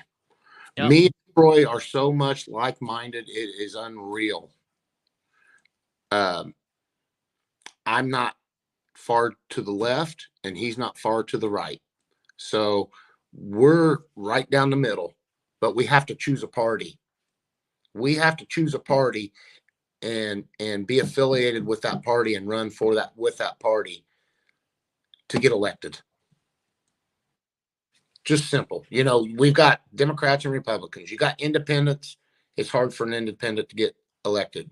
You got all the other parties. You got the Green Party, the Libertarians, yeah. Libertarians and all that. So it's hard for the Libertarians and all those people that are right down the middle to get elected, that you've got to choose one of the major parties. And that's bad to say for a democracy, but you've got two parties.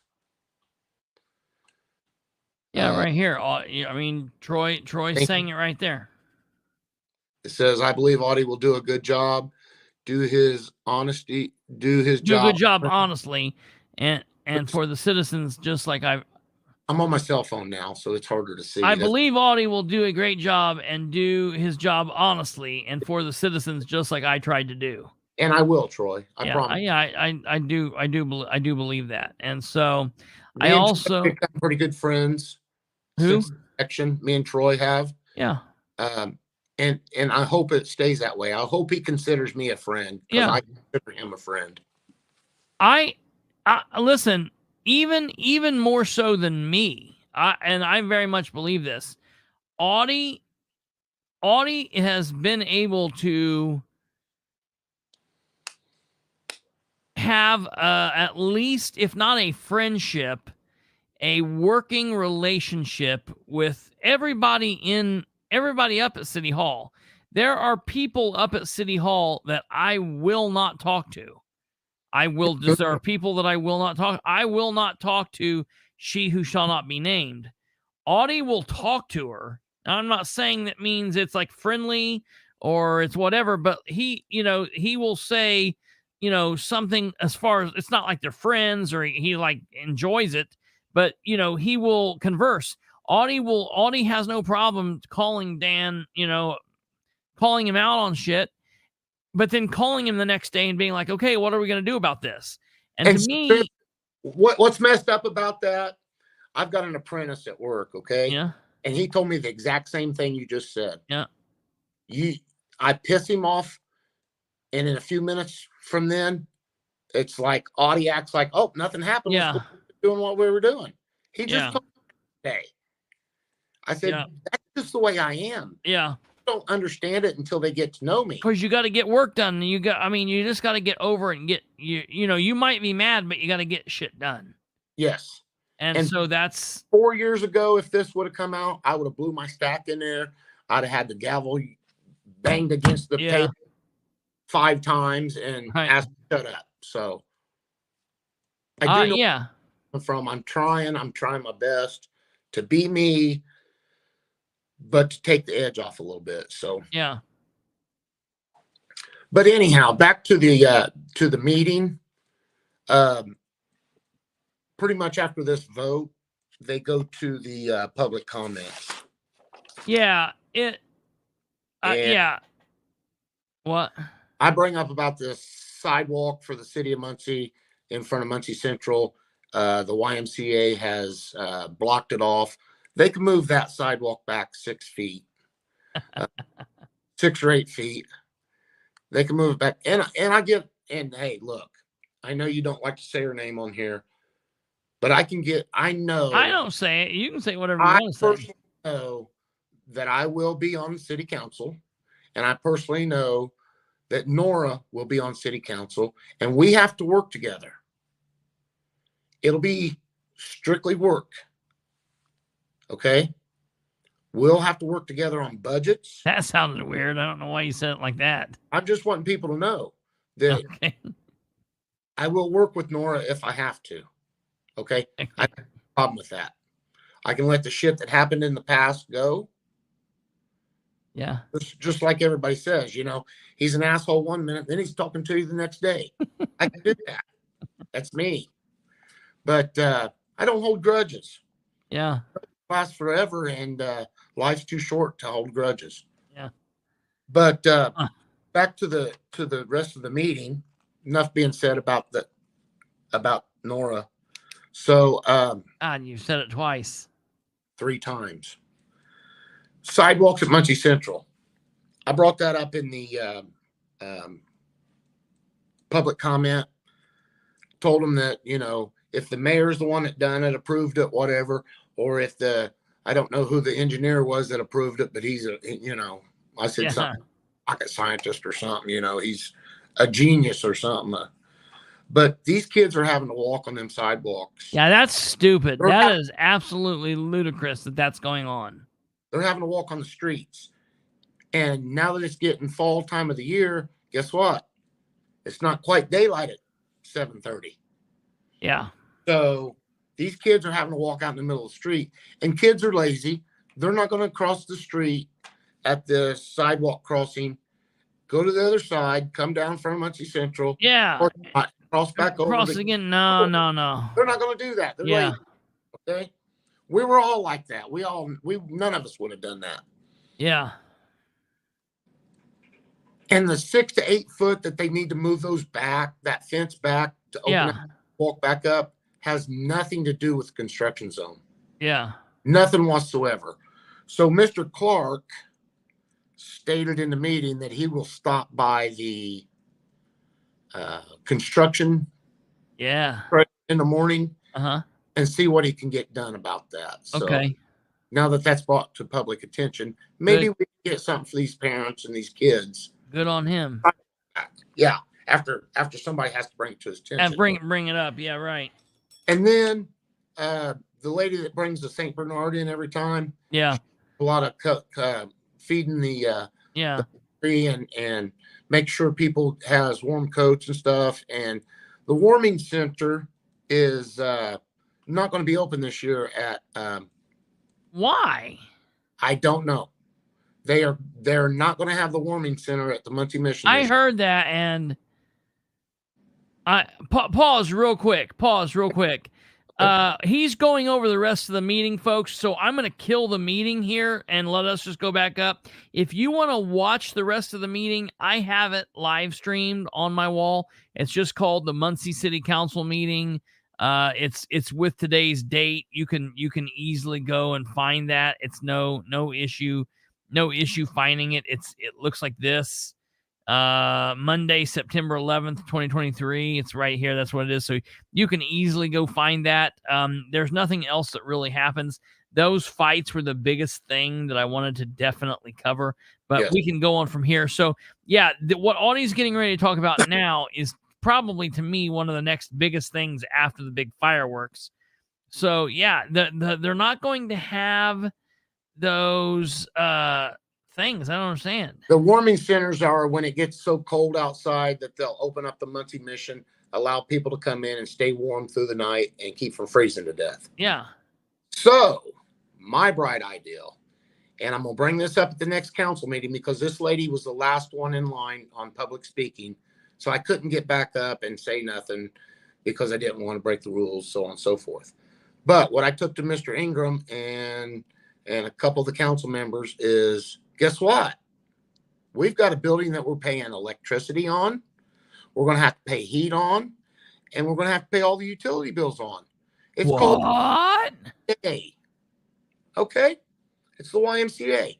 So why don't we have an ordinance that comes out and allows the YMCA building to be a warming center for the homeless when the nights get so cold They can open it up. They can petition it off to where the people can only get in so far, have access to the bathrooms, and we're paying the bills on it anyhow.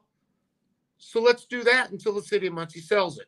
That is a brilliant idea. I don't know why it popped into my head or anything like that, but I don't know. Immediately when she said that, and I went to her and talked to her about it, and she said she's moving out of town, that she's not going to be involved in Muncie anymore. Yeah, didn't you hear what she said? She's sick. Oh yeah, didn't you hear her say that though at the meeting? Yes, she did. And then you went up and talked to her anyways about Well, it. I asked her, I says, how long you going to be in town yet? And she'd said that she's going to be in town for another 3 months or so. Oh yeah, okay. And I said, well, maybe it's an ideal to get the YMCA. And she said, Yeah. good luck, because I'm going to be moving before then. Yeah. But I think I'm going to introduce this to the council in October and bring it up to Troy and all the council members. And you're right. But like I said, we're paying for this building. We're paying the utilities on it.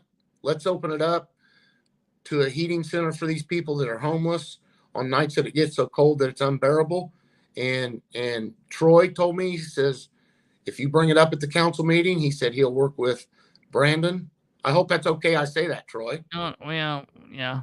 He said he'll work with Brandon to get an ordinance passed, and as long as the city owns it, that until they sell it or do something with it, that it should be a heating center for these homeless people. Yeah. And a blind squirrel gets a nut every now and then too. So Yeah. Well, yeah. That is a really big thing, and I'm glad that you brought that up, because that is if we're gonna be paying on that damn building, let's get some use out of it. We might as well get some use out of it. And I honestly can't think of a better thing than that. Well, doesn't that take the YMCA back to its roots? Yeah, And what it right. was started for. Can you believe it? Yeah, right. It's almost like, yeah. Helping the So, community. Helping. Yeah. In the name of Christ. Yep. Doing good. And Audie. Yeah. And I had also approached, man, I can never think of his name. Is it Sipes? What's the guy's name? I always.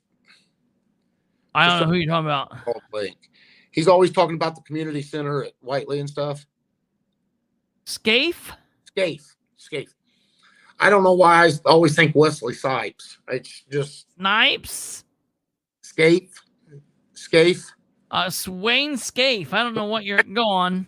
I don't know why I always think Wesley Snipes, but I had also approached Jesus Wayne and said, Wayne, guess what? I said, where do you want your center to be? He says, if it's downtown. He said, I don't care. I said, why don't you approach the mayor and the council about getting the YMCA for your center that they've been promising you for 10 years? He said, well, they told me it was too run down and that we couldn't afford the upkeep on it. I said, well, somebody else has already asked about it? No. Evidently, Wayne may have asked about it. Yeah. So, and I suggested it that maybe it be that they've been being promised for the last 12 years. And if they can't afford it, let them sell it. Hell, the mayor give the downtown jail to a company for $100. Yeah, right. $600,000 to maintain it. Why can't he do that for the right for the children black community? Yeah. There you go, Wayne Scott. Scaife, man. Scaife. I Good Lord. For some reason, I cannot remember that man's name. No, I get that you can't remember it, but why can't you say it? I don't know. Scaife. Scaife. Josh does the same thing to me with names. And I'm like, I get that you can't. I'm a lot smarter and better looking. I'm like, I know that you can't get it, know it, but when you hear it, you should be able to just parrot the thing back. I guess the way it's spelled, I see it spelled out. Yeah. You know what I'm saying? So yeah, Scaife. But Wayne. It escapes your mind. Yeah, it escapes my mind. But I approached Wayne about it, and he, I said, he said, how much did they give the county, or how much did they give that building away for? I said, they paid him $100, and he turned around and wrote him a check for $600,000. So, ridiculous. And paid the utility bills for 6 or 8 months. Yeah, right. No kidding. Well, and that's what I was literally doing as you were speaking. I was on here looking in the old in the claims for this week. If they or for last week rather. This week, I guess they ran on Matt Wagley on. No, it was for last week, the 6th. It was the 6th, so it's for last week. Yeah. To see if we paid for any utilities. And I'm not seeing anything. Stumblefoot, that's a big enough building that they could do a lot of stuff with that. Oh, hell yeah. Anybody has ever been in there, as soon as you walk in the door, off to the right is the swimming pool area. That's an Olympic-sized swimming pool. That is a lot of square footage in that building. You can fill that in with dirt and put 4 inches of concrete on top of it, because you're not going to have cars driving on it. And you could turn that into a hell of a crisis center. You could turn it into a place for the mental health. You could turn it into a homeless shelter. You just got to find the funding for it. Yeah. But we're funding it right now.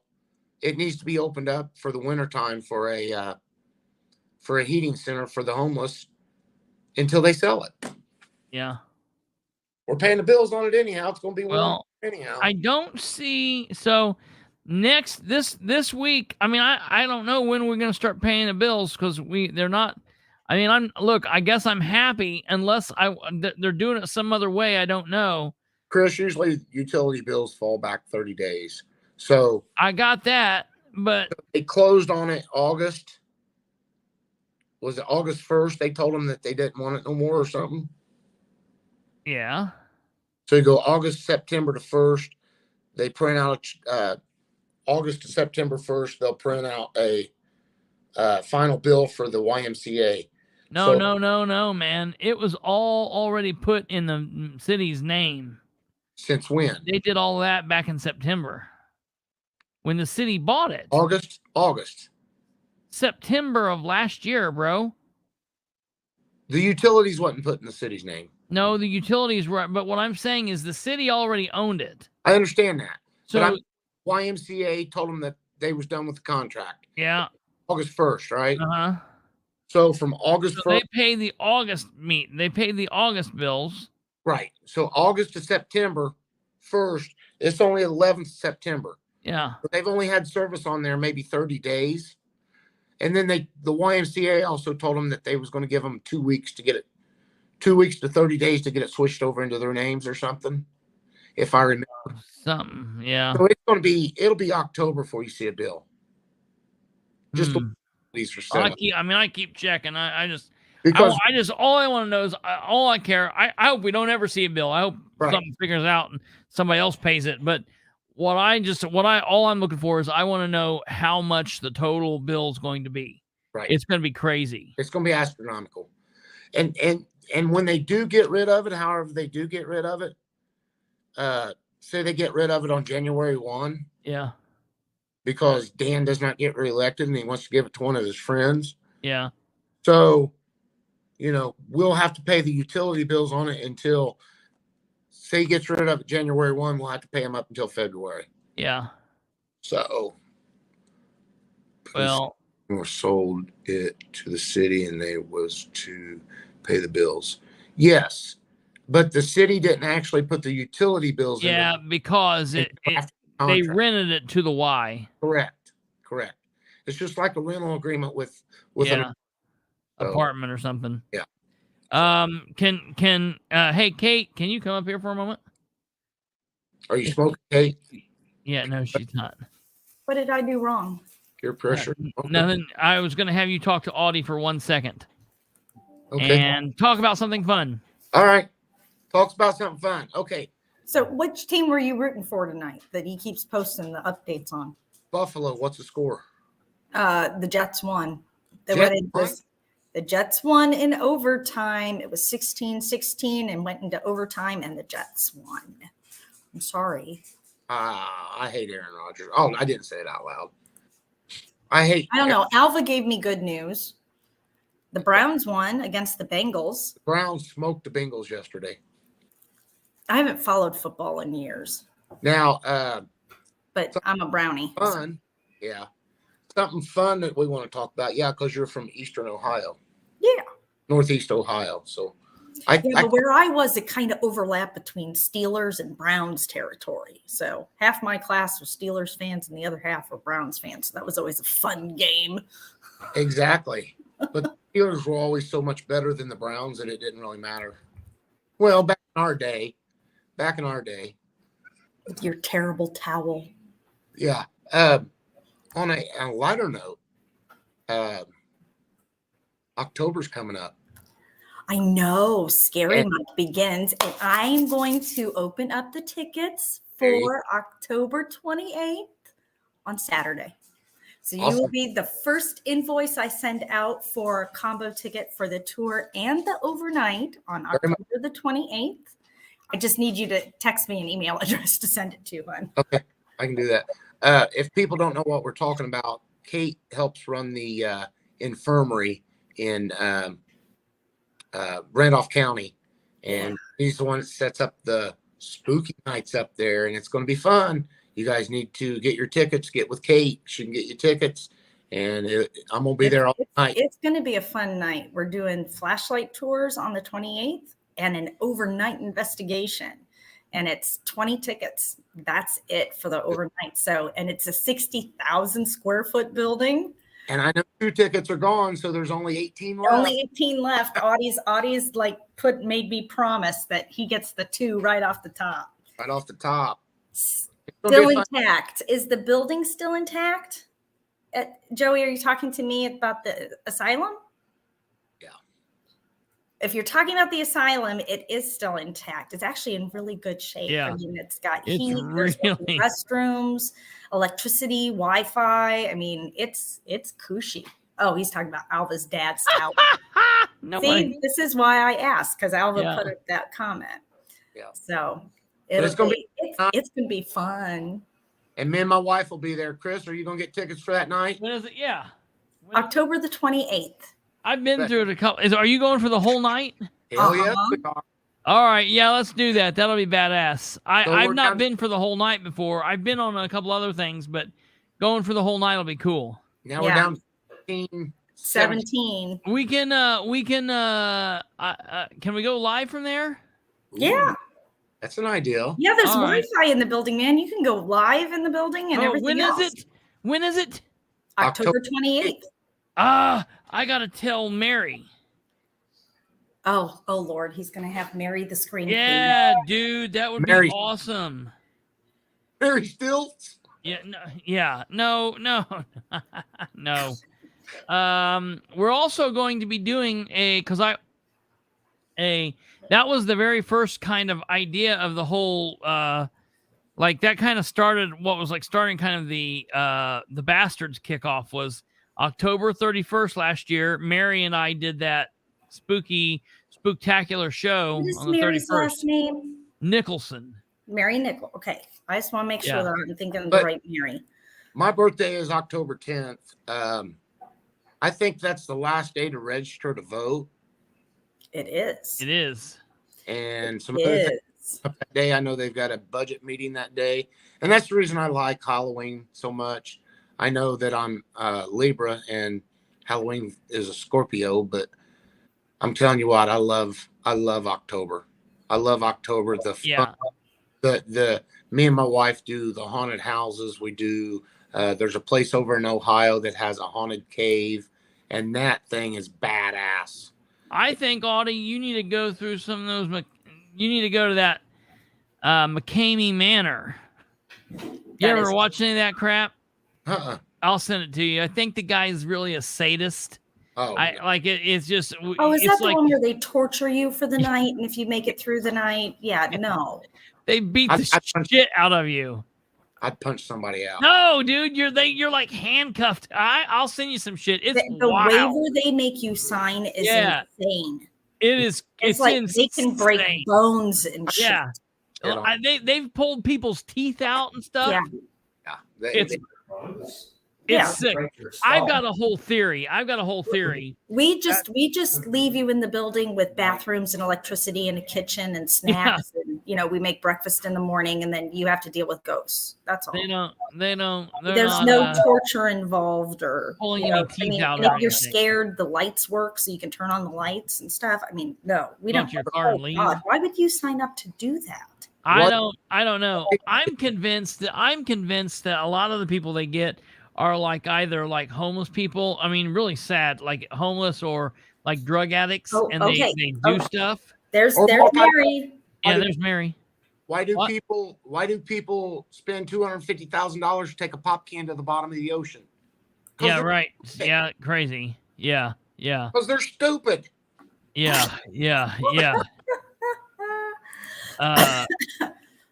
So I'm a billionaire, but I'm gonna take this pop can to the bottom of the ocean. Yeah, right. Mary, did you hear Mary? So Hold on.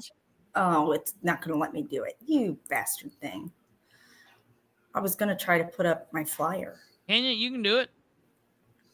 Well, no, I have to open it and share my screen. It won't let me put it in an overlay. The file is too big. But anyhow, they've got big. people. Chris, have you ever been to that cave over in Ohio? No. It's an old chalk cave. It was it chalk or what they what?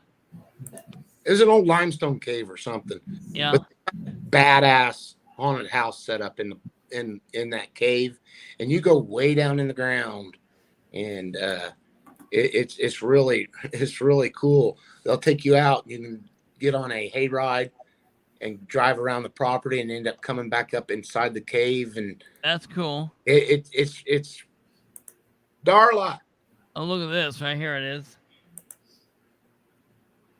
There it is. But I will be attending that, and we will be attending the just right over inside of Ohio. What the hell's the name of the place? Is it Louisville? I think so. I know what you're talking about. That's awesome, and it's not for the faint of hearts.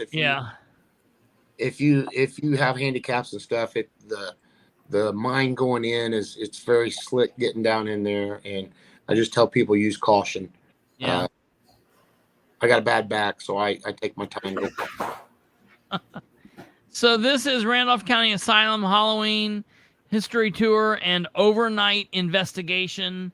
Randolph County Asylum, Saturday, October 28th, 2023, 7 p.m. flashlight tour, $25 a person. What does it say? 9 p.m. overnight investigation. What is it? 9 to 8. 9 to 8. How much is it?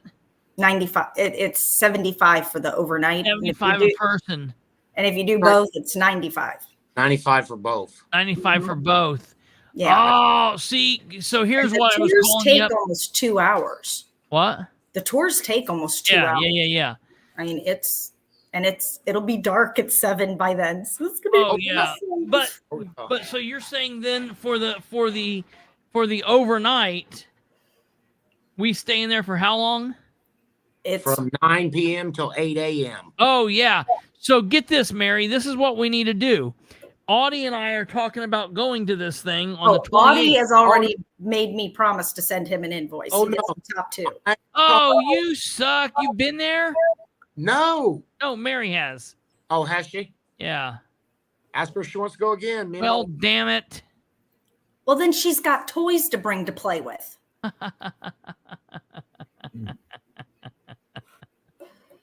Well, I'm going to do because I've been, but I've never been for the overnight. So you'll get a kick out of that.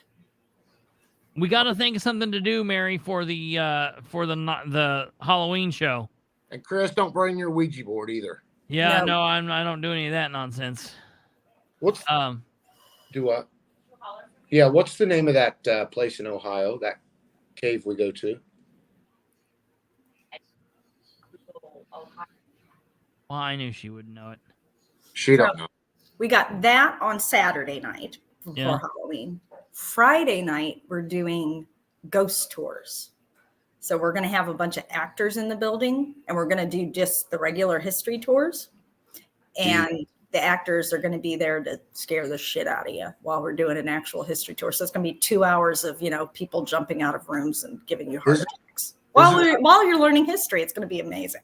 Isn't this the year for October 13th, Friday, October 13th? Yeah, and we're doing the history tour and overnight thing on Friday the 13th too. There you go, folks. Yeah, and that one is 25 for the history tour and 50 for the overnight. Oh my. Scary shit. Yeah, I can't wait. That'll be awesome. The building, I mean, even if you just like architecture and history, it's cool as shit. Yeah, especially because I'm not into the ghosty stuff, which is hilarious for the job that I have. But I love the history of the place, and it's just such a neat building. Now, Kate, hasn't the TV program been there? Oh gosh! So if anybody watches Destination Fear, that's the most recent TV show to be there that airs in the States anyway. We had a Japanese film crew that came out and did a Japanese show out at the asylum, but Destination Fear was there, and I made it 15 minutes into the program before my phone blew up because that poor little girl was down in the basement, and you hear on camera an old lady down at the end of the hall saying hello. Yeah. Scared the crap out of her, and she ran out of there like all the bats of hell were at her heels. Now, I will give props to a movie that came out last year that really bombed. It was supposedly filmed in Kansas and places like that, but part of it was filmed in Barry, Kentucky, Morgan, Kentucky, where my wife's from, down in that area, and they actually did some of the filming there at the Bones and All. Bones and All. Yeah, a cannibal love story or something. Oh God, yeah, horrible. They used some exterior shots at the asylum. And then they filmed a driving scene or a chase scene on Route 27. Yes. People were losing their minds. Why is 27 closed? Yep. Something's going on at the asylum. Somebody get a hold of Kate. And I'm like, I signed an NDA. I know nothing. Yeah. Well, my wife was driving through Morgan, Kentucky, and she says, there's a sign that says Kansas City limits or some shit. And I said, what? Kansas or something. And then she got on up in town and seen all these people dressed up, and all these movie cameras and shit. She said, there's something going on. They're filming a movie down here. So that was a couple years ago. Yeah. I remember that. And if you watch that movie, it is very, very, very disturbing movie. Very disturbing movie. Anything involving cannibalism is disturbing, though. Yeah, but we went to the movies to see it, and just because it was filmed in my wife's hometown, and it was, oh. If you're into that stuff, it's great. But have you ever told? Does she know that Bob Ross filmed here? Yeah. Oh yeah, she watched the documentary the other night on Bob Ross. Right. Yeah, that's why I ask.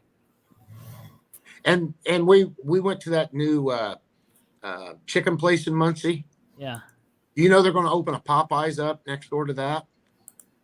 Oh, that's a joke. I was going to say that place sucks though. But it sucks bad. We went in there. The fries were so salty. I got high blood pressure. I had to tell them make me some fries without salt. They were dude, what? Where was it? Cane's? Raising Yeah, Cane's. I thought it was nasty. I like chicken, almost chicken exclusively, and it was nasty. I didn't care for it. Yeah. The chicken strips was like $10 for an order of 3 and $11, and you get little bitty chicken strips. But anyhow, up on the wall above Darla's head, I said, "Look." She said, "What?" I said, "Look at that TV Guide magazine or TV Guide book up there." And it was Joyce DeWitt from 1972. The Ball State. She went to Ball State and all that. And if people don't know who Joyce DeWitt was, she was the dark-haired lady that played on Three's Company. Yeah. So there's Damn, I'm gonna call you at 5:00, boy. Yeah, I don't know what we're still doing on here. Friday the 13th, flashlight tour and overnight event. at Randolph County Asylum, October 13th, 2023. Join us at 7 p.m. Flashlight tour, Randolph County Asylum. Prices $25 per person, or join our staff for an overnight investigation at 9 p.m. for $50 per person. If you would like to attend the tour, overnight price at $70 per person. Tickets can be purchased at Save the Old Properties Square.site, or by calling Kate's number at 765-808-8730. Yeah. Hey, Or guys. When you PM call, me. ask her if she has Prince Albert in a can. Hey, Kate, is that one on the 13th? Is it limited to 20 people also? Limited to 20 people. We keep them as small groups as we can because we want everybody to be able to really investigate and have a good experience and not be on top of each other and contaminating each other's stuff. So we keep it to smaller groups. I know this guy right here. Everybody can see me pointing at him. Yep. Right there. Yep. Make sure he pays for his ticket so he'll show up. Don't let him wait till last minute. No, I will. If he doesn't buy it, then it doesn't take it out of the system, Yeah, and it won't- somebody it will won't jerk take it it out out. from under his feet. Yeah. True. So he's got to get purchased pretty quick because he's a scaredy cat. He'll back out on us. Yeah. Yeah. I know. I'll No, get we'll I go do will, it. It'll I be will fun. call you, in fact, and take your information over the phone and your payment over the phone, so you can't Yeah. be kicking out on us. Right. Oh, no, it'll be good. The 28th, it'll be I mean, fun. I'll be there. I leave for the overnight part of things, but I will be there doing the history tours. Yeah. Then you turn loose on your own. Yep. Yeah, that'll be fun. But the staff comes and they stay and they bring all their equipment, so you can, borrow their equipment or hang out with them because they've all investigated, so they know kind of the hot What spots. staff? Who are you talking about? The staff. Yeah, we have staff that stays. You gotta have because You you know got Lydia Carpenter, she's on Yeah. staff there. She stays. A young lady named Melissa comes in from Illinois to help with them. And if you know Jacob and Annie Gentry, I don't know. that's Grayson's grandpa, the boy that was abused. Oh, yeah. Okay, so they come out and they help with our events too. Cool. And they have like SLS cameras and every toy you can think of. So they're a lot of fun. And they stay there and they hang out, and you can drag them along, steal their stuff, Well, cool. Yeah. That'll be Chris- awesome. Chris, I got one more thing if we still Yeah. got left. The Iron Man this year is Yeah. September 30th Ah, or something like get rid that. of me, Christopher. I don't want to do it. Oh, yeah, here we go. Yeah, go. Yes. So I would like for some of the people that are available that day. It's on a Saturday. If I'm not working, I'll try to be out there. But dog tags and bags is going to have a refreshment stand set up, and they need volunteers. And I think that would be a big help for them. That would be cool to do. Support them and volunteer for them. So give them like the people running along drinks. I believe so. Either that or people watching or whatever. I don't know exactly. Oh, that would be cool. I would like to go do that. So, and they ask for volunteers, and then they've got a golf outing the day before, and I'll probably do a whole sponsor on it. So, Well, good. Well, very good. thanks for having me, Chris. All right. Yeah. I don't know if you got me a date set up for candidate's interview, but I don't want to do it. Yeah. Right. Wink, wink. I'll let you know here soon. And maybe if the viewers like this, maybe we can do this every council meeting, even Yeah, after we can figure something out. even after I get elected. So Yeah, I'll figure some shit out with your microphone. Are you on your phone still? yes. All right, that's the phone. That's the problem. When you're on your laptop, it's okay. Okay. But we just got because your laptop does well, but your phone cuts out. If there's any other noise going, it either cuts you out. Like if you and Kate were talking at the same time, you guys couldn't talk at the same time. One of you would cut out. It only let one of you go at a time. That's probably like a noise resistor. or No, it doesn't do it with the rest of us. cancellation. Okay. It just does it for you. Well, I got a new computer the other day, and I thought it would work, but Yeah. for some reason kept cutting out on me. So. All right. Good night, y'all. All right. Yeah. See you, Audie. Thank you. Bye. Yep. All right, ladies and gentlemen, that is going to do it. Oh yeah, let me tell you. I'll tell you that for the postscript. The news I was going to tell him that I wouldn't say in front of him is, she who shall not be named is running in District 2.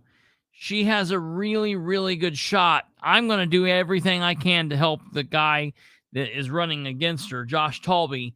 If you are in District 2, you know someone that lives in District 2, they need to be polling the ballot and voting for Josh Talby over she who shall not be named. Do not vote for that woman. I'm telling you, if she is on the council, she will be the council president, and that is not a good thing. And I'm just going to tell you how it is. I'm just going to let you know how it is. I'm going to say it right here. I'm saying it. We are officially today going on the hardcore campaign against her. I'm just let you all know. If she wins her seat on the council and Ridenour is the mayor, she will do everything she can to be an obstructionist to Ridenour. If Jeff Robinson wins the mayor's seat and she is on the council, she will be friendly to Robinson at first. But then slowly she will start to eat away at him like a cancer, trying to destroy him, to take him down so that she can be the mayor. And that's just the way that it will be. There's just no other way around it. That's exactly, it's disgusting what she does. I mean, it blows my mind. The thing is, what we need to do is make sure that does not happen by making sure that she does not get elected. Because I'm telling you, here's just an example of what she'll do, how she is. We've been talking about the lit tax. Okay? The lit tax is a vote. That vote, if the city votes for it, it goes through. The county doesn't even need to do it. The city does it, it's done. That is a vote that Nora would push for behind the scenes. She would push everybody to vote for it. And then when they called her name, she would vote no for it. That would be horrible, folks. And I'm telling you, we don't need that kind of nonsense. She would look, Audie is his own person, and he is a Democrat running, so it's not like, I'm not expecting him to dog out other Democrats right at this moment. And I'm sure he probably would, but I'm not going to ask him to do that. That's the reason I didn't want to say that with him on here. So I gave him plausible deniability. But as far as I'm concerned, it's no good. I'm going to let people know right now. I have someone in mind that has taken, I'm not doing it this year, but someone has taken our idea up. And if you know someone that lives, listen to where I'm telling you, this is directly for Muncie people. If you know someone that lives on Jackson and Tillotson, River Road, Godman, or somewhere along McGalliard in District 2, over towards District 2, if you know someone that lives somewhere in District 2 that is highly traveled and you have space for a no Nora sign, we have some people that are actually going to put up the no Nora signs like we did in 2019. These signs are amazing, and they just remind people to say no to Nora. If you or someone you know would like a no Nora sign, there's only a few of them, so we need to put them. But here's the deal. They don't just go in any sign. It's the 4x4, so it's a big-ass sign. It's the 4x4. It'll be up for just a little under a month, maybe a little over a month. We'll put it up. We'll take it down. But they're going up, and we need to put them in highly traveled areas. So this is how we can help get the word out. Say no to Nora. We just cannot do it, folks. Matter of fact, Give me a second here, and I'll give you an example of a no to Nora sign.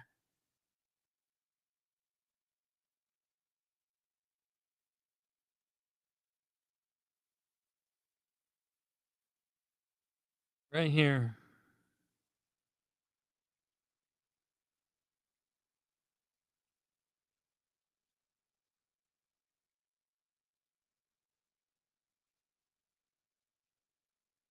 Here's the example of a no to Nora sign.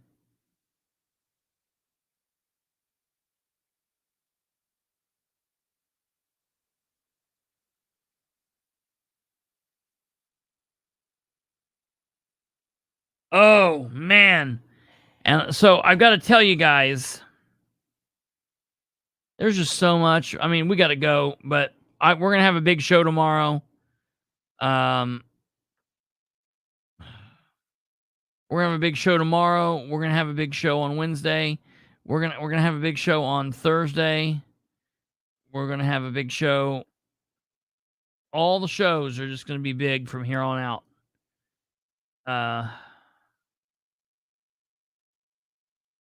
We're going to be on we're going to be on the radio with Rob Kendall. I'm going to be down there with a special guest here coming up real soon on another issue.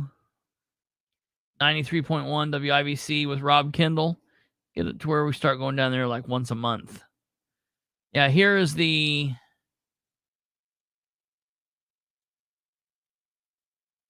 Just Say No, Nora Powell.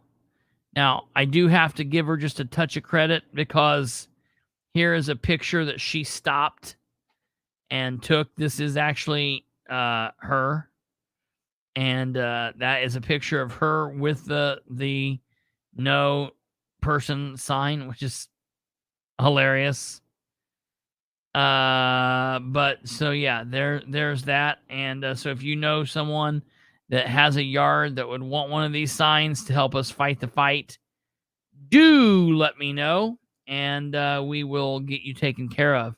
All right, ladies and gentlemen, it's that time to say goodnight. Man, we've only if I was in District 2. Well, if we know anybody in that area, man, we gotta get it out. We gotta say no to she who shall not be named, and do that. All right, ladies and gentlemen, that's gonna do it for yours truly. You guys have a wonderful night, and I will see you back here tomorrow at 9 p.m. Eastern for another Bilbrey for another political spotlight. Good Lord, it's been a long night. Good night. Bye.